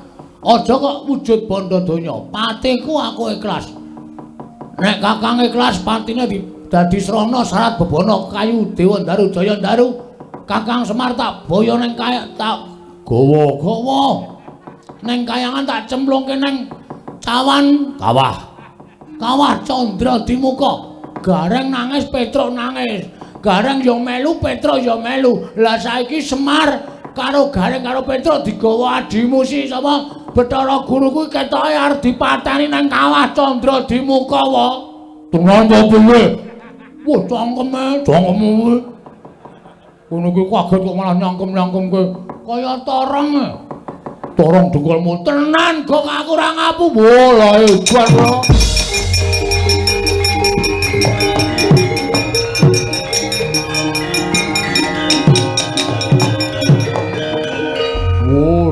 Prayoli dan Manik Maya kuwi piye to ya? Karo kakane kok isih sengit kaya ngono kuwi. Lah terus piye, Gong? Lah, aku rene iki aku arep nyuwun senjata pitulung karo Siwataga. Gandeng kowe kakangne bapak. Nek kowe ora mbelani bapak, berarti kowe iki ora tresna karo bapak. Aku tresna karo bapakmu. Saiki piye carane Siwataga supaya mbelani karo bapak? Wis ngono wae. Nek Siwa ora gelem mbelani karo bapak, ora mung aku sing ora trima. Ning sak anak putuku ora trima karo Wataka, ajar dhewe kowe. Se wong sapa-sapa kok arep diamuk lho. Wis mangsulan. Gong. Apa? Aku wis sumpah sak jeg jumblek wis aku wis emoh munggah ning kayangan. Wis dadi titah ya dadi titah. Waduh. Terus Lah nek kowe pengen njaluk pambiyantuku aku ya iso mbantu ning ora munggah ning kayangan. sapa sing kon munggah? Kuwi tuyul mburimu kuwi. Bilung. Bilung. Bilung ya ora gelem munggah ning kayangan. Lah terus Kowe wae munggah ning kayangan. wo tak suwek tenan lambemu kowe. Aku ki njaluk pambiyantu kowe kok malah kon munggah ning kayangan. Sranane kowe tak gawe supaya gampang mlebu metu kayangan. Sanane piye? Kowe tak gawe wujuding titah sing gampang mlebu ning kayangan. Sapa kowe? Ning kowe gelem ora? Gelem, waton aku iso nyelametke bapak. Tak gawe tak salin wujude bendaramu Madukara. Ora guyon lho, Gek. Serius. Tenan. Aku dadi Ndara Janaka. Heeh. Iso apa? Lho, iso. Apa dianggep aku ora ndek kasekten apa piye? Wah. Senengke tenan. Tes ngono. Wo. Wadake corong ora. Senenge ndelok cangkemmu, Gek. Cangkemmu kuwi karo padine kok nyangkem-nyangkemke ora. Sagu ora. Sago. Nek sagu toto-toto Carane piye? merem, Hah? merem. Engko nek bablasan turu, Aja turu. Merem ngampet ambegan nak cipta. Engko nek dadi Raden Janaka kowe mlebu metu kayangan ora ana sing ngelikke mergo Raden Janaka kuwi biasa mlebu metu kayangan. heeh, aku ya biasa mlebu metu. Lah iya. Ning ora kayangan. Lah iya. Sanane nek aku. Lah iya. Wis tak cipta ya. Heeh. Kok tak munggah ning kayangan. Ya. Engko nek tekan kayangan tanjine ora Bathara Guru. Nek perlu tak nehi kekuatanku kowe iso ampuh kegila-gila. Asik. Aduh. Nyenengke tenane. Jame tak peke, Gek. Aja. Anggere ngalem kok njaluk. Apa-apa arep dijaluk apa? Waduh, untune dibehel. Gleleng tenan. Wah, gaya tenan saiki jan kemajuan iki. Ya wis men karang ya. Karepe mbok dimu. Mbok dhewe isih berapa? Isih. Tak peke. Lho. Apa-apa arep dijaluk ora? Wis gak gawe dadi gawe aku. Tak gawe gong aja kuwatir. Ah, wis.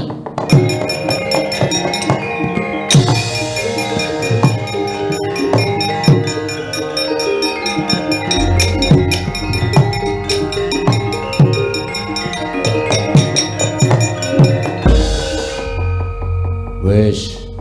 Apa ora gleleng nek wis ngono kuwi? Maksude Kowe iki wis dadi Janaka. Mulan moro sang Arjuna semoyogang kamanusan. Ora aneh kok malah aku dhewe malah nek weruh rupane kaya ngono. Bagus ora jamak. Togek. Lah suarane ketara. Wah, janangan nyuarake Ndara Janaka iki. Coba nyura. Togok ngono. Togok kekasaran. Togek. Palusen. Togek. Coba digedhekke sithik. Ucel-ucelen. Tak tunyo lho kowe. Suarane Lah rak ngono. Togok. Ah, semono kuwi wis pas. Ndara Janaka ana apa Togok? Tejo mantri. Nggih. Niki Panakawan sami dibuta Bathara Guru. Panjenengan kedah nyelametaken. Iwang pikulun manik maya Togok sing wani mboyong Semar garing kelawan Petruk. Nggih. Aku tak munggah ning kayangan Togok. Monggo mawon. Sing isih tiket pesawat opo Togok? Andel ora, wong-wong sembrono kok dadekke satriya serius. Ah mesti ora serius. Togok. Pun gek minggah teng kayangan kula wis jeleh nyawang saya togak. Iwang pikulun manik maya ora nglepasake Semar Petruk lan Garing Aku ingkang ora trima toga tantrimanipun Raden Janaka tekun bayar 2 kali lipat. Luweh. Wis arep munggane kayangan ya sakaremu ora ya sakaremu. Tegek wonten dawuh. Aja ngono Tegek, aja jeleh. Ulun berangkat saiki. Nggih pun ngatos-atos. Tegek nun. Janaka kuwi nek mlaku kudu nganggo gendhing. Wola wis iki, wis iki. Iki wing arep ngrusak tatanan iki. Subo Kasminto. Subo Kastawa. Nalikane Wah, tembange dhewe. Rahing dalu wong aku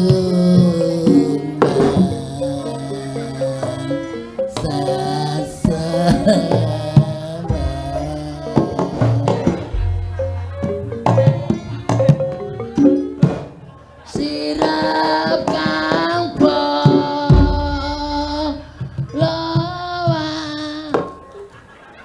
Kowe iki gerangan ya ora tanja kok, Gop.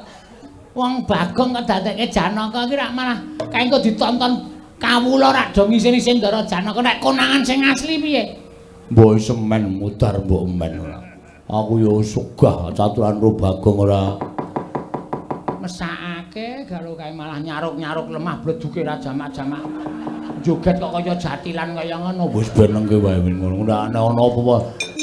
Kowe kalaku engko nampa duka. Ora, wis nek ora ngono ndak Bathara Guru tuman wae ayo. Awak dhewe mangkat golek juragan. Yo.